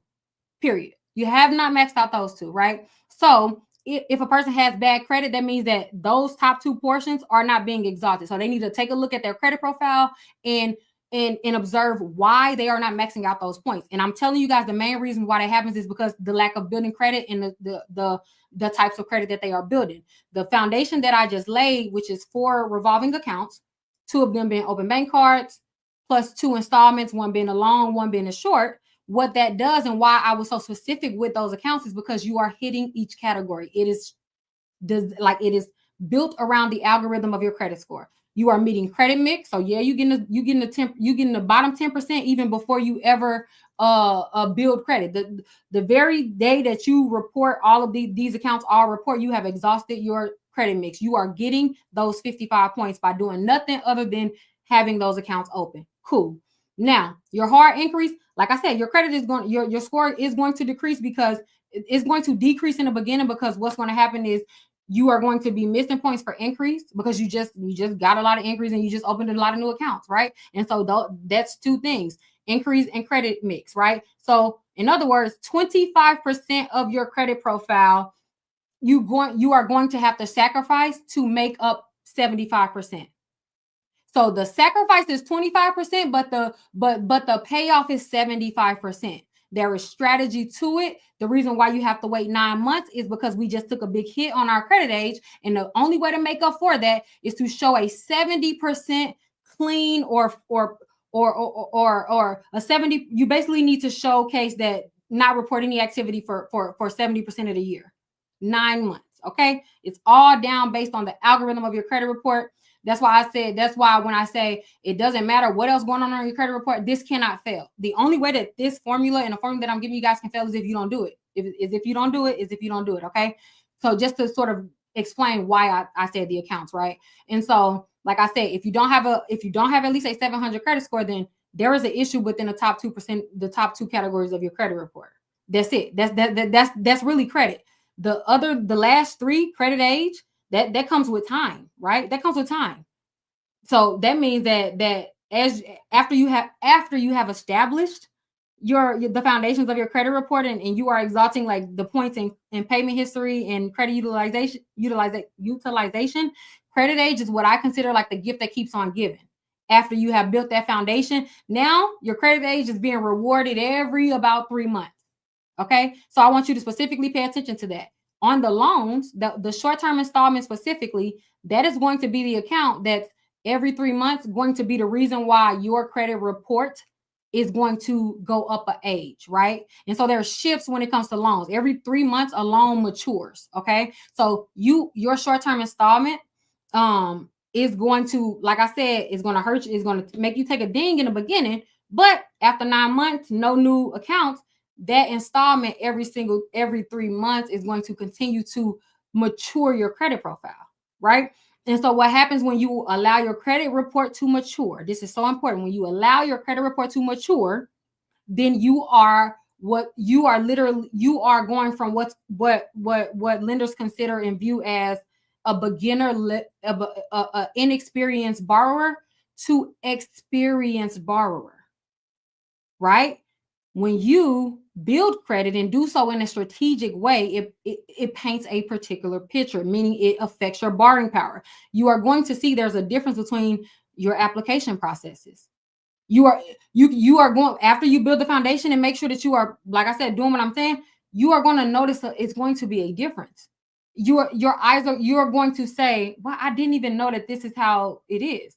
Wow, like so if I apply for this credit limit increase and the company approved me, but they didn't approve me for what I wanted. You mean to tell me that I can go back to them and tell them and demand more and request more and not like there's a different conversation to be had when your credit report shows that you are experienced. That's all I gotta say. And the only way to show that you are experienced, and the only way to have your borrowing power supersede your credit score is to build it strategically. I'm telling you guys, when I tell you I'm so passionate about like building credit from the ground up, that like I welcome anybody to test what I said and prove me wrong. Like I promise you, I will put money on it. I'm that confident in it. And it ain't even my confidence, is literally just because just understanding how credit works. So it's not even like, oh, I just know what people don't know. No, it's literally how credit scores are made. Are formulated to work. It's just that we never are given this information, so we don't even know. But the top 1% and the elite, they know. Like, for example, here's the thing: there is no person. You know how I'm sure you guys have heard the saying, cash is cool, but credit is king. It's a reason why people say that. Because cash, you're only limited to what you can produce, what comes out of what you are working. Like if your job or your bank, your company is not producing that, then you ain't making the money, right? Like you're not limited to just what you have, what you can make. When when people say credit is king, that's because now you have extended your limitations in terms of capital.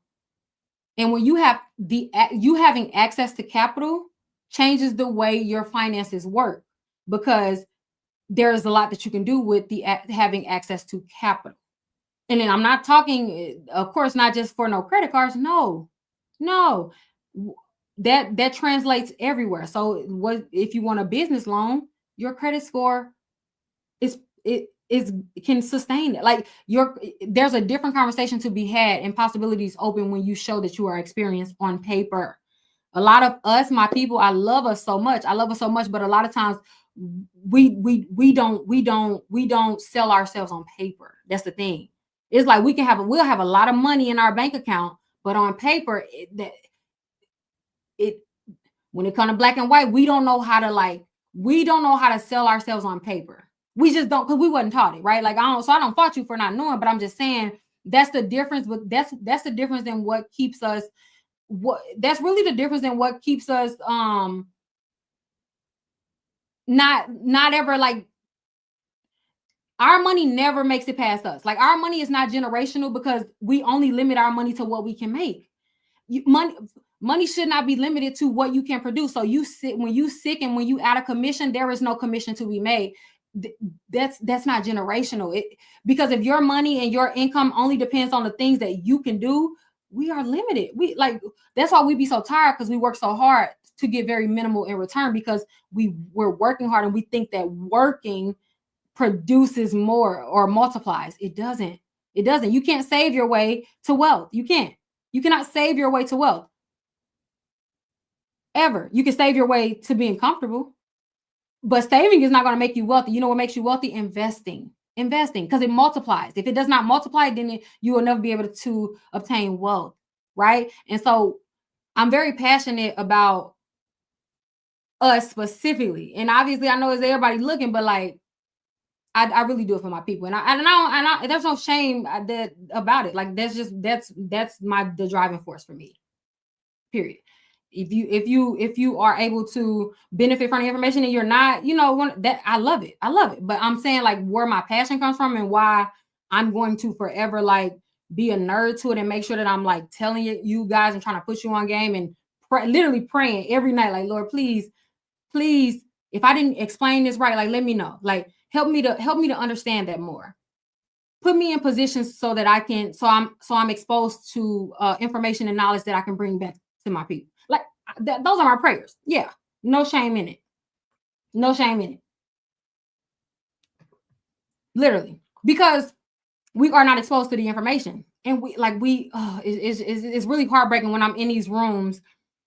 I'm at these closing tables and I'm seeing time after time lenders and real estate just seeing the powers that be just seeing the powers that be look us in the eyes and literally say, you don't qualify, but also never like caring enough to tell us why we don't qualify. Quick to deny us, but don't help us understand. Right? Like it's just something about that particularly just that really bothers me, because I'm constantly privy to conversations and just information that it's just like nobody cares. If they're not benefiting, they don't care to help. It's just, and it's business, so it's black and white, is cutthroat, and they don't owe us that, but damn, we don't know it. So like but whatever. And y'all know why this is particularly on my heart. I just had to bear witness to a single mom who very hardworking, like hard. Oh, this I don't know why it's getting me choked, but a single mom. She saved money. She did what she needed to do to build her credit. She got approved for a home loan. She was building a construction, like she literally was building a house, designing a house. So she qualified to be pre-approved, right? Her closing date came. And as you know, before you are able to close on the house, even though you were already pre-approved, your lender is going to run your credit again just to make sure that you still qualify, and so the bank can, release the funds. Mind you, she was building, like she was building. So she specifically designed a home for the, I think it took like 9 months, whatever. The day, the day or two before her closing, we were in on a Zoom, a conference. Her lender, her realtor, pulled her credit score and noticed that she had is this proprietary information? So what I'll just say to make sure, because I don't know if this will be considered, but whatever. So there was a change to her credit report, right? The change doesn't matter, but understand that the change only resulted in a 4-point difference, right? It was a 4-point difference of what's qualifiable. So she was 4 points away. And so that part didn't bother me because whatever. Let me tell you what bothered me.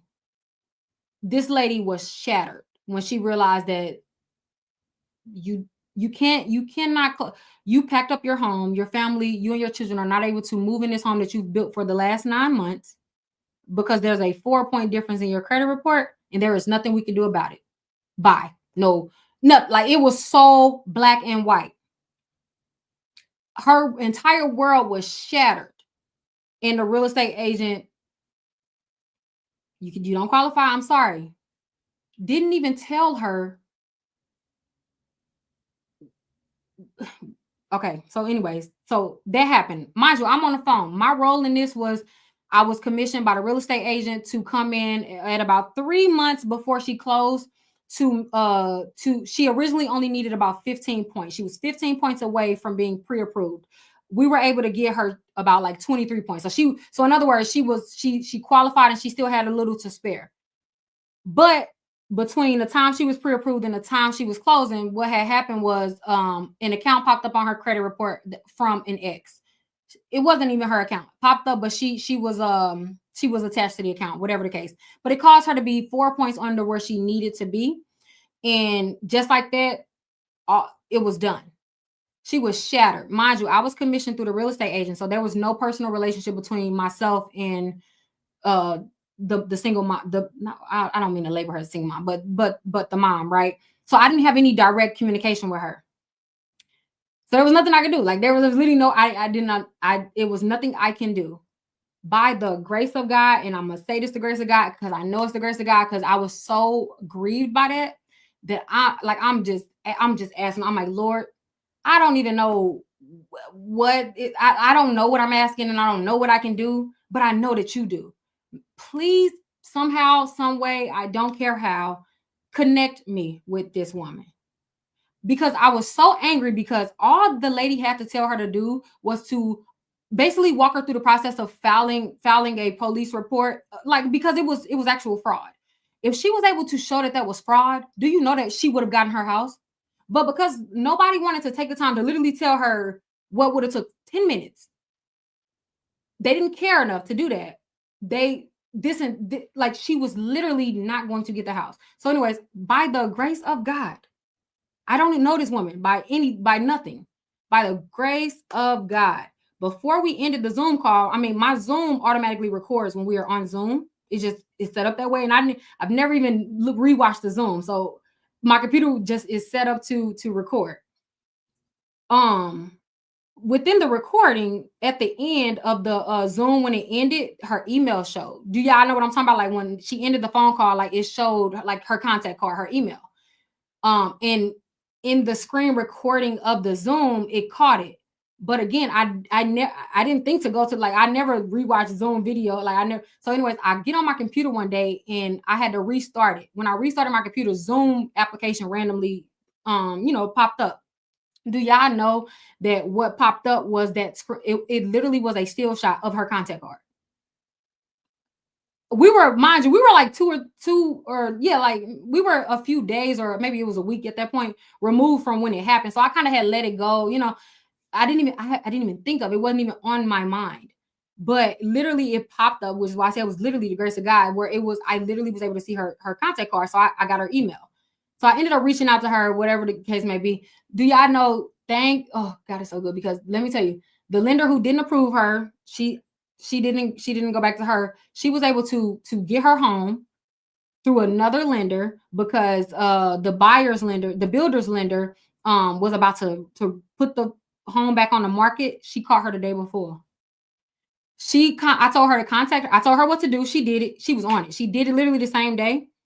It went through so fast, which is again why I'm gonna say it had to be the grace of God, because like it just was so much stuff, impossible things happening. But she closed on her home, y'all. She closed on her home, and the difference between her closing on her home and not closing on her home was something that took 10 minutes. That was the whole point of the story. That was the whole point of the story. It was something that only took 10 minutes, and nobody ever took the time to like. It just blew my mind. It's just like the power of information. Information is so powerful if people are exposed to it. Is the point. That's it. That's it. That's all. So because we are not privy to this information and we are not let inside for these conversations, and we don't know the possibilities of what credit can do. It's my job to let y'all know and to show y'all that. And the only way I'm able to show y'all like the possibilities of credit, I have to identify and highlight what's wrong with your credit report. So never, ever, ever, if you see me and I'm giving you information that's making you feel like, oh my God, I'm defeated because that applies to me. Oh, I have these 12. Understand that the only way for you to fix that issue is to, number one, accept it, which is why I never leave room for the making yourself a victim. No, you are not a victim, and you are victorious in the situation. But in order to be victorious, it requires your action. Take the information and apply it. I can't apply the information for you. The only thing I can do is present it. So it does frustrate. The only part of this that frustrates me is when it's not applied. When it's not applied, because I can give you the information, but you got to apply it. You have to apply it. I cannot do it for you. Let go of the excuses, because that's the past. The only way you're going to separate yourself from the past is to build a future. Don't look back, look forward. Do not look back, look forward. Doesn't matter what happened in the past. Oh well, look forward. Okay. Make sure y'all set the foundations of your credit reports, exactly as I established. If you find yourself still confused, still confused, if you need a full blueprint, I guess I would say a full blueprint, extremely detailed out where I'm able to like do a presentation like a webinar on how to build your credit report from scratch. And also addressing bad credit, like just the full blueprint, let me know. I'll do you guys a free webinar on YouTube, but y'all gotta let me know that this is what I want. Although I do have other webinars in the past on my YouTube that does it, but with FICO 10T and the changes, I just feel like I need to do it again to make sure it's applicable to that. So actually, I'm not even going to leave any room for you guys to I'm gonna do it. I'm gonna do it. I'm just trying to figure out when I'm gonna do it, because I want to do it before the new year. I don't want to commit to a date. I don't want to commit to a date because I don't want to commit to a date today. But what I will say is this: it'll be on YouTube publicly, so it's not going to require any subscription, membership, or nothing like that. I don't sell in my webinars. Like, you don't have to worry about like me using a webinar to like rope you into a system. No, that's not what I do. So come, but the only thing that it will cost you, because it will cost you something, it ain't gonna cost you money, but it will cost it will cost you in your commitment to promising me that you will apply the steps. That's the only pay, like that's the only way that y'all can pay me back. There's no donation. There is no super chat. There is no like. There is no subscribe. I was gonna say subscription, whatever. There is nothing else that you'll be able to give me that is going to like that's gonna really like make a difference in my day. Keep the super chats. Y'all know I don't even like when y'all say I don't like it at all. The only way that you guys can pay me back or ever, how can I repay you? The only thing that's considered repayment in my eyes is if I see that you apply the steps. That's it. I just want to see that you apply it. Y'all don't know what that does to my motivation. Y'all don't know what that does to my hunger and even getting it. Like it changes everything about like me just having a motivation to be consistent. It is so easy for me not to be consistent right now. Because the numbers, the like that does nothing for me. I don't know how many followers I have on any network. I don't care. It like because that literally does not make a difference in any part of my life. What really like moves the totem pole with me internally, what I'm motivated by is like seeing that my effort is working. Like that just like when I see somebody like when y'all come back and y'all like I did this and this happened. And it ain't even like it don't fulfill me because I feel like I did something. You get what I'm saying? It's just like just seeing that, like, okay, when you was in that class and when you reading those reports, like, and when you going down that rabbit hole of trying to figure this issue out and doing all that, like that was worth it. Like it was a reason why the Lord made you do it. Like I don't know, it just it fuels me. Like it literally fuels me. And so that's the only thing that I need y'all commitment on. Like please, because my y'all know my webinars be like when I do my webinars and my detailed webinars, it's like a 2 hour, 3 hour thing. So y'all gotta be here. And I try to put as much detail as possible because I want you to understand it. I don't will do a Q&A because I can't ever do webinars without Q&As because then I'm like, what if they had questions? Like what if they're still confused? My biggest fear is confusion. I don't just the idea of y'all being confused because of me, that makes me uncomfortable. Like I don't like it. I don't like it. I don't like it. So the only way that I know that y'all are not confused is if y'all show me that y'all are doing it. So yeah, I say all of that to say that I am committing. I'm verbally committing so that I'm just gonna put it out there so I have no excuse or anything. Before what's today? On my birthday in 3 days. So but in December, because it's not going to be in November, because I'm gonna take 2 weeks off for my birthday. And in December of this year, before 2025, I will do an entire detailed series of webinars. And the series is going to go over the entire process of how to build credit, how to repair credit, meaning what to do about your negative accounts. What if you want to fix your credit? So how to do that properly, how to do that how to do that the correct way. So I'll go through it. I'll go from point A to point Z, point A to point Z, point A to point Z. And so I say series because I'm sure it's probably gonna be like a 2 or 3 episode like series, right? So yeah, so make sure that you are like, I guess, subscribe to the YouTube channel, because when I do schedule the live, then you'll be notified about it, because that's the only way I'm be able to get the information out to you.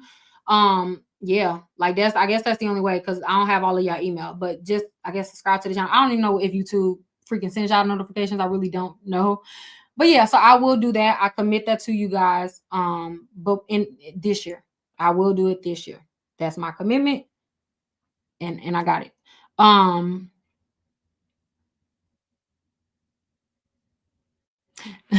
She said, I heard, but I seen videos of people when listen, other people's success can only do so much for you. It can motivate you, but like if you really want to like get the engine started, you're gonna have to see the information work in your life, because that's the only way it'll change you. The only way you're gonna see the information work in your life is if you have to do it. You have to apply. I mean, you have to apply what's being taught. You don't just sit around and watch other people win. Like, no, you got the same information they have. Your credit report is not unique. There are not that many variations of credit reports, guys. They all pretty much fall under like 4, dare I say 5 main categories. Like we make ourselves think that our situation is like worse than everybody else's. Like that's literally ourselves.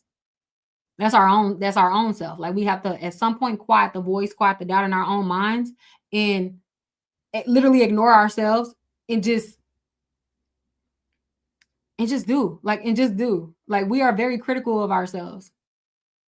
So tell yourself to shut up. Shut up. I'm gonna do it, and prove me wrong. Prove yourself wrong. Prove yourself wrong.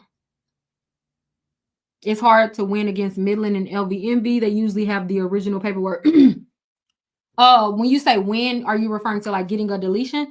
So that's why strategy matters, because with Midland, you're not going to get a deletion. So you are right in the sense that, like, if the only thing that you've done about those accounts is challenge them, then you are going to lose, right? The better approach, and what I would suggest, is that you settle with them, settle for up to 30%, and guess what? When you settle with them, they will delete the account. That's written in their terms of conditions. So there are now. I want to be clear. There are some accounts on your credit report that you're going to have to pay, that you're going to have to settle. Not every account you're going to be able to just freely get deleted, right? Like it's not possible. So I'm never going to give you guys hopes up. There are going to be some accounts that's going to fall off, and you're not going to have to pay them. Some accounts, companies are going to agree to adjust late payments and remove the late payments, so those are solved. But there are always going to be those fruits that are hard to grab, that are going to be the headaches, that are going to be the ones that you just have to deal with. There's no way to fully escape some sort of repercussions, right? But there's a way to mitigate the effects on yourself. So, like, you know what I'm saying? Like, so no, you're not going to be able to get every account removed at all. However, there's a solution for every problem. You just got to figure out the solution. Well, no, the better approach is to this. I owe them $1,500. Then I just have to see if they'll accept $400. Even if I have to pay that $400 by paying them $20 a month for X amount of months, that's still a win. That is still a win. So I mean, yeah, don't get caught up on thinking that you have to challenge every account, or thinking that if you don't get every negative account removed, that means that you did something wrong. Like, no, it don't. Hold on. So yeah, make sure that you guys are just subscribe, because it'll send you guys a notification. I think you have to press the notification button though. I am not sure, to be quite honest, but subscribe. And it'll notify you. I'll schedule the webinar so that you are notified. Follow me on, like, I guess, Instagram and TikTok. Child, I probably won't even post a video on there, so I don't even want a lot of y'all. But just subscribe to the YouTube, child. That you'll know then. You'll know that way.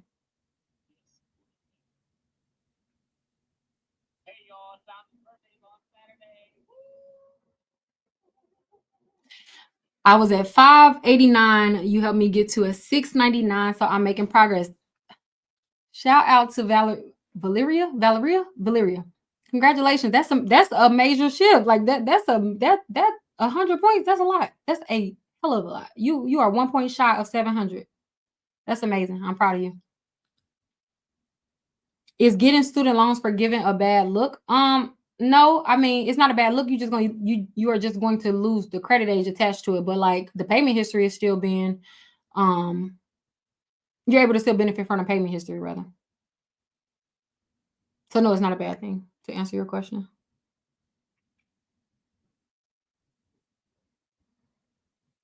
I'm trying to rebuild so I can buy a home in 2025. Do you have any particular advice on steps to take? Score requirements? Yeah, I have a full home buyers masterclass. So look, let me also say this. When you repair your credit, like actually repair your credit and build credit, basically like handle the root problem, you don't have to like worry about, does this score qualify for a home? Oh, does it qualify for a car? Like, it doesn't matter what you're applying for. Good credit is good credit. Good credit will what am I trying to say? Hold on. When you build a good credit, that's what I was trying to say. A good credit profile will translate across any score. So it doesn't matter what you're applying for. It literally does not matter. If your credit profile is good, then you have good credit. The score differences only matter when you don't actually have a good credit profile. Like, if you ever have to be concerned by like, what score is this lender going to pull? There's a profile problem. That means that you don't have good credit because your profile isn't good. My score is up 300. I need my little button, my little hand clap. My credit score is up 300 from listening to your channel and Facebook. Thank you. Y'all trust her process, Driana. Oh, I like that. I love that. Oh, see, See, now y'all got me wanting to do the webinar tomorrow. Y'all see, I'm trying to tell you that's what fuels me. That's what motivates me. Now I'm like energized. Now I'm literally thinking to myself, like, shoot, I low key can start on the webinar tomorrow. Like, yo, I love that. Shout out to you, Driana. Shout out to Valeria. I think I'm saying your name wrong. And she not playing either. I literally never paid her a single dollar, but then fixed me and my whole family credit score just off the information. Shout out to you. Yeah. Don't look. I think I turned off. Yeah, I did turn. I think I turned off the super chat thing. I don't like that. Don't. I don't like it. You don't feel the need to. Like, I promise you, I am so blessed that I don't no, I don't need that. Apply the information. That's really the best thing you can do for me, because that really, man, it just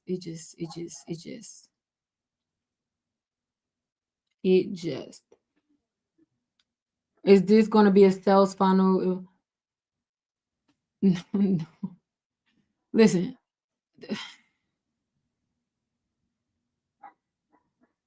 baby, I don't know what I'm gonna funnel you into. I like child. No, the webinar. I don't know what you're talking about. I don't know if you're talking about this live vanilla child.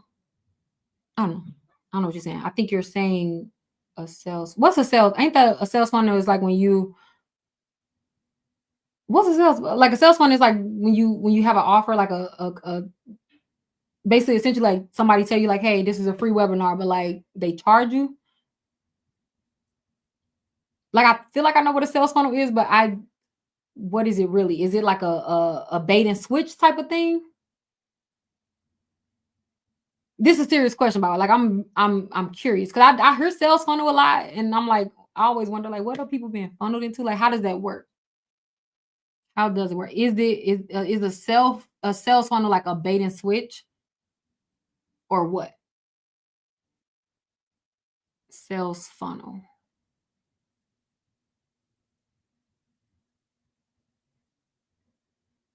A offer at the end of the webinar. Oh, I'm confused. So like a free webinar. So basically, is the webinar that you're watching, the initial webinar, is that free, or is it like you pay for a course with a creator, and then at the end of the webinar they were trying to like get you to buy something else, like upsell? Is upselling okay? I just realized what confuses me. Is there a difference between upselling and a sales funnel? A special offer at the end. So it's upselling, right? Ain't that upsell? Sales funnel is when you say, I'm gonna give.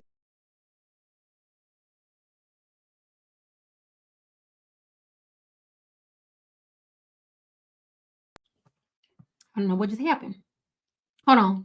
Wait, okay, this is gonna provide clarity. You said a sales funnel is when you say, I'm gonna give a free webinar, but at the end of the webinar you say sign up for that. Okay, that explains the funnel, because I'm like, what is the funnel? So it ain't a bait and switch, because it's not like they cheated you out of something. However, you were watching the webinar under the assumption that, like, I guess they were going to give you all the information, and then just to basically be given, I don't know. I feel like I'm overcomplicating it in my head, but I do understand what you're saying. So like, you thought it was a free webinar, but they're selling you. But I guess I really guess I'm confused, because it's just like, are you under any requirement to buy it, or is just like pressure? I'm trying to think if I've been funneled, because I didn't been to webinars where it's like it's an offer at the end, but I guess I just thought that was upselling. But I get what you're saying now. Now that I think about it, because it's not, you're not under a, like, you don't have to do it, but I do know that sometimes it does be feeling like, damn, like we heard about your offer, like you ain't got to keep, like, there's a specific pressure that you do feel, and then it's almost like you feel like, okay, you watch the webinar for free, so you almost feel indebted to the course creator, so you maybe buy the webinar because you feel like you owe them because you thought the webinar was free. That's what's coming up. Like, that's what's making sense in my head. Because then, in that, under those premises, because I have definitely been in situations where I didn't been in the webinar. They had the offer, but like it wasn't just an offer like get this is available. Did I? It was like, dang, did I come here for an infomercial? Like it was very like, and so I sort of felt indebted because I'm like, dang, I mean, they did give me a free webinar. Let me just buy this so they, So yeah, I guess that would be like a funnel because like don't pressure me, don't bring me here and then pressure me to buy it.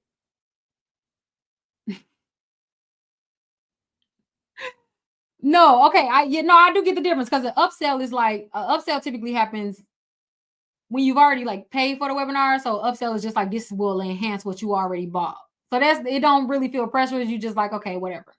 But I get what you're saying. I get so you know what I forgot your name. Whoever said that, who was like, "Is this a sales funnel?" Because I don't have time.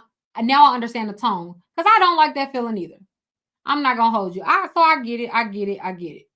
I get it. Because I do begin annoyed when people do that. When I've been in those situations, I remember feeling annoyed. So I can understand like why you asked that. So to answer your question, I did answer snarky the first time, but that's because I felt like I thought it meant bait and switch or something like scamming type of thing. I'm like, what? Like what? So I took it wrong. And I apologize for that. But no, it's not a sales funnel. I don't even know like how to set up the things or whatever.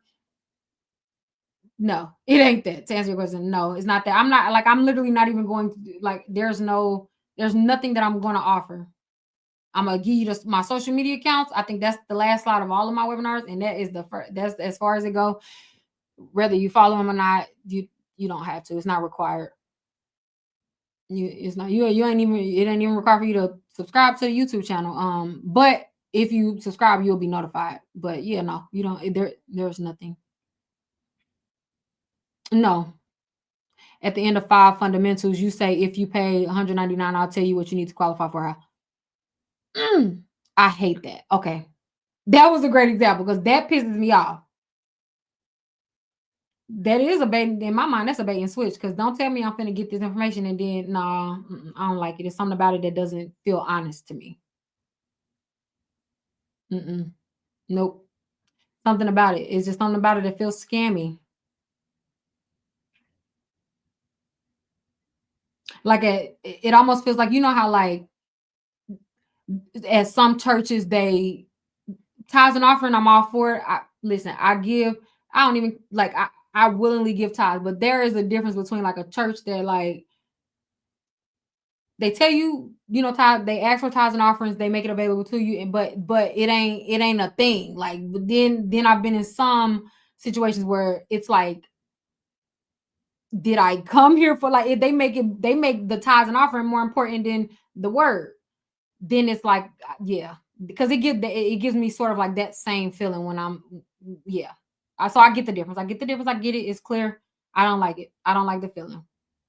Right. Like you almost feel bamboozled. Like it does. It definitely feels when anytime I ever feel like I'm being tricked, you know what I'm saying? Like, I don't like it. That's what a funnel is. Okay, now it makes sense in my mind, and I get it. I do get it.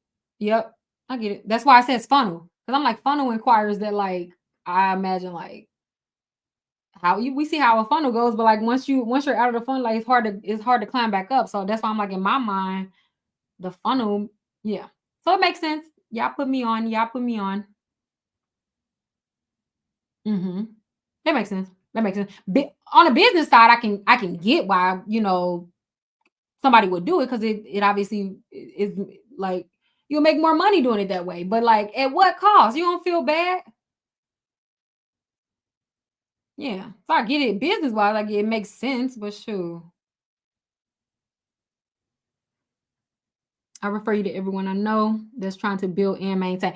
That is the thing. That is thank you by the way. But no, you said something that makes me it like reaffirms what I'm always like hoping for, right? Like I hope that that is the message that you are receiving when I'm like presenting information. You know what I'm saying? Like it, the quick fixes. Oh my goodness, I can't stand the quick fixes. I can't stand if you want a quick fix, I always tell what I tell y'all. If you want a quick fix, I am not your girl. I'm not the person that's gonna be able to help you.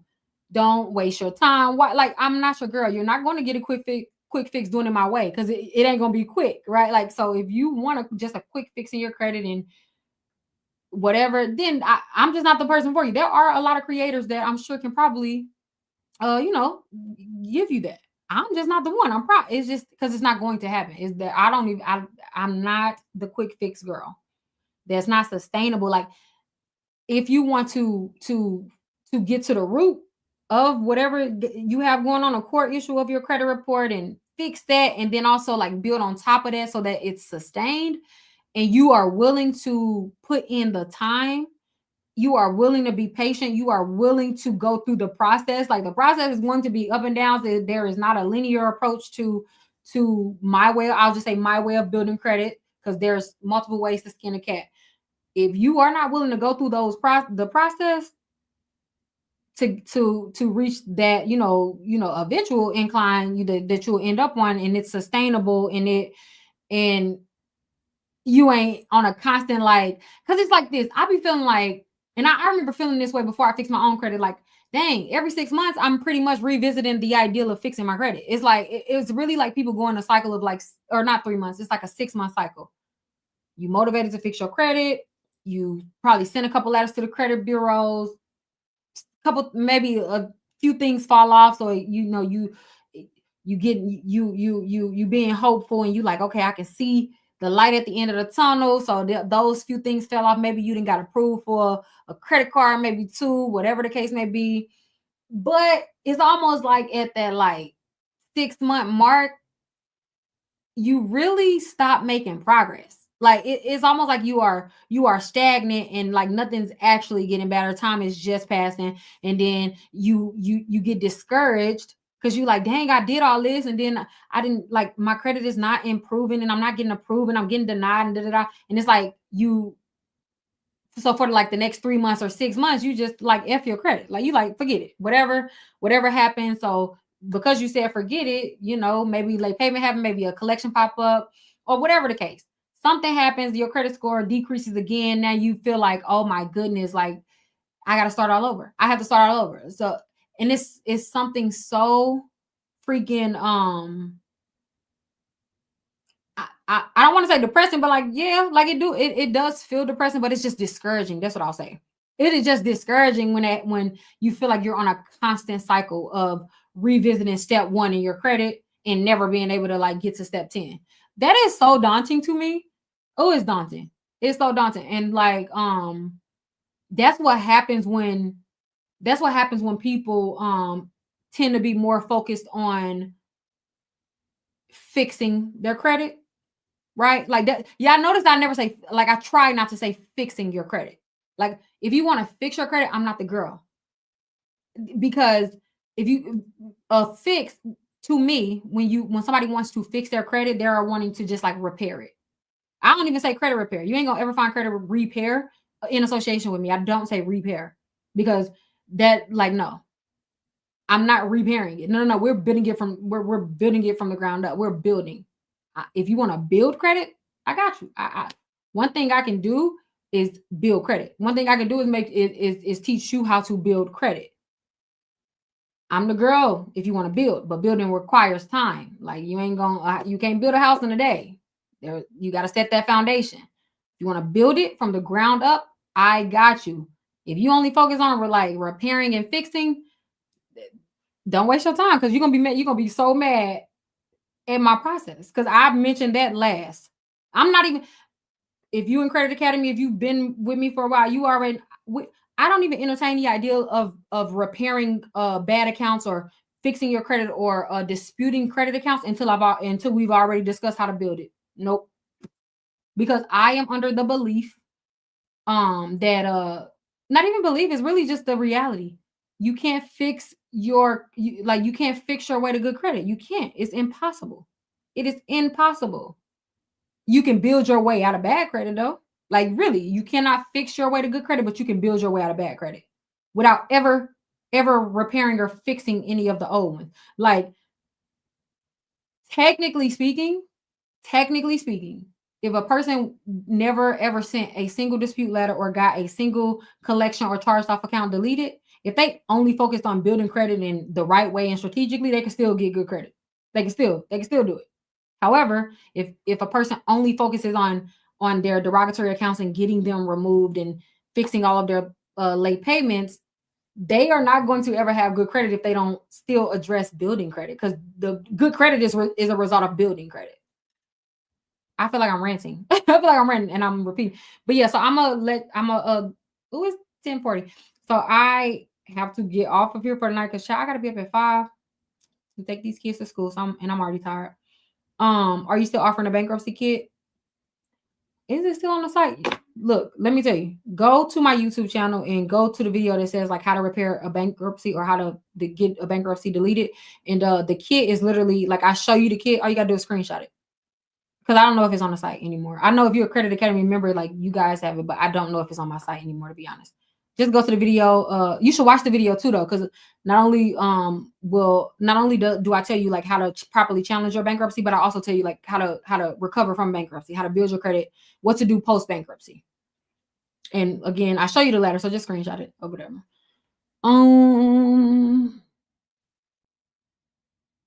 Yeah, so I'm tired as hell, to be honest. I am tired. I will talk to you guys later. Yeah, I'm not gonna commit to a date. I was about to say a date, but I don't want to commit to it if I don't know it is going to be for sure.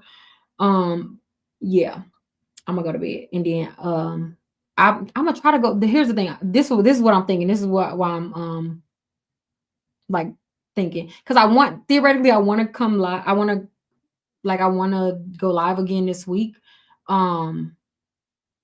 And I do have the time, but I ain't gonna lie, yeah. So like my birthday is this week, so it's like I have the time, but like I promised myself that I'm gonna take off, and that'd be my problem. That'd be my problem is like when I do have free time, I'm like, well, I could be doing this, and I'm really trying to like force myself to like rest, like take off. It's okay. So if I'm going to come live, I don't know. I don't know if I will.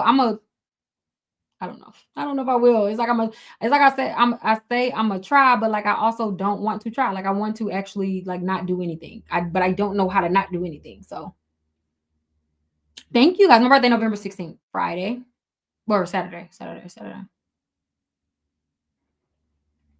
Saturday. Oh, his birthday is November 16th. To tell him I said happy early birthday. My daughter's is the 15th. So yeah, I'm gonna see y'all. I'm gonna see, chat. I'm gonna see if I'm able to come back live again this week. But yeah, I am gonna talk to you guys later. I am sleepy. Yeah, I'll talk to y'all later. Okay. If I do go live, it's probably gonna be on TikTok though, because it's gonna be more casual. All right. So follow me if you want to see it. I'll talk to y'all later. Bye.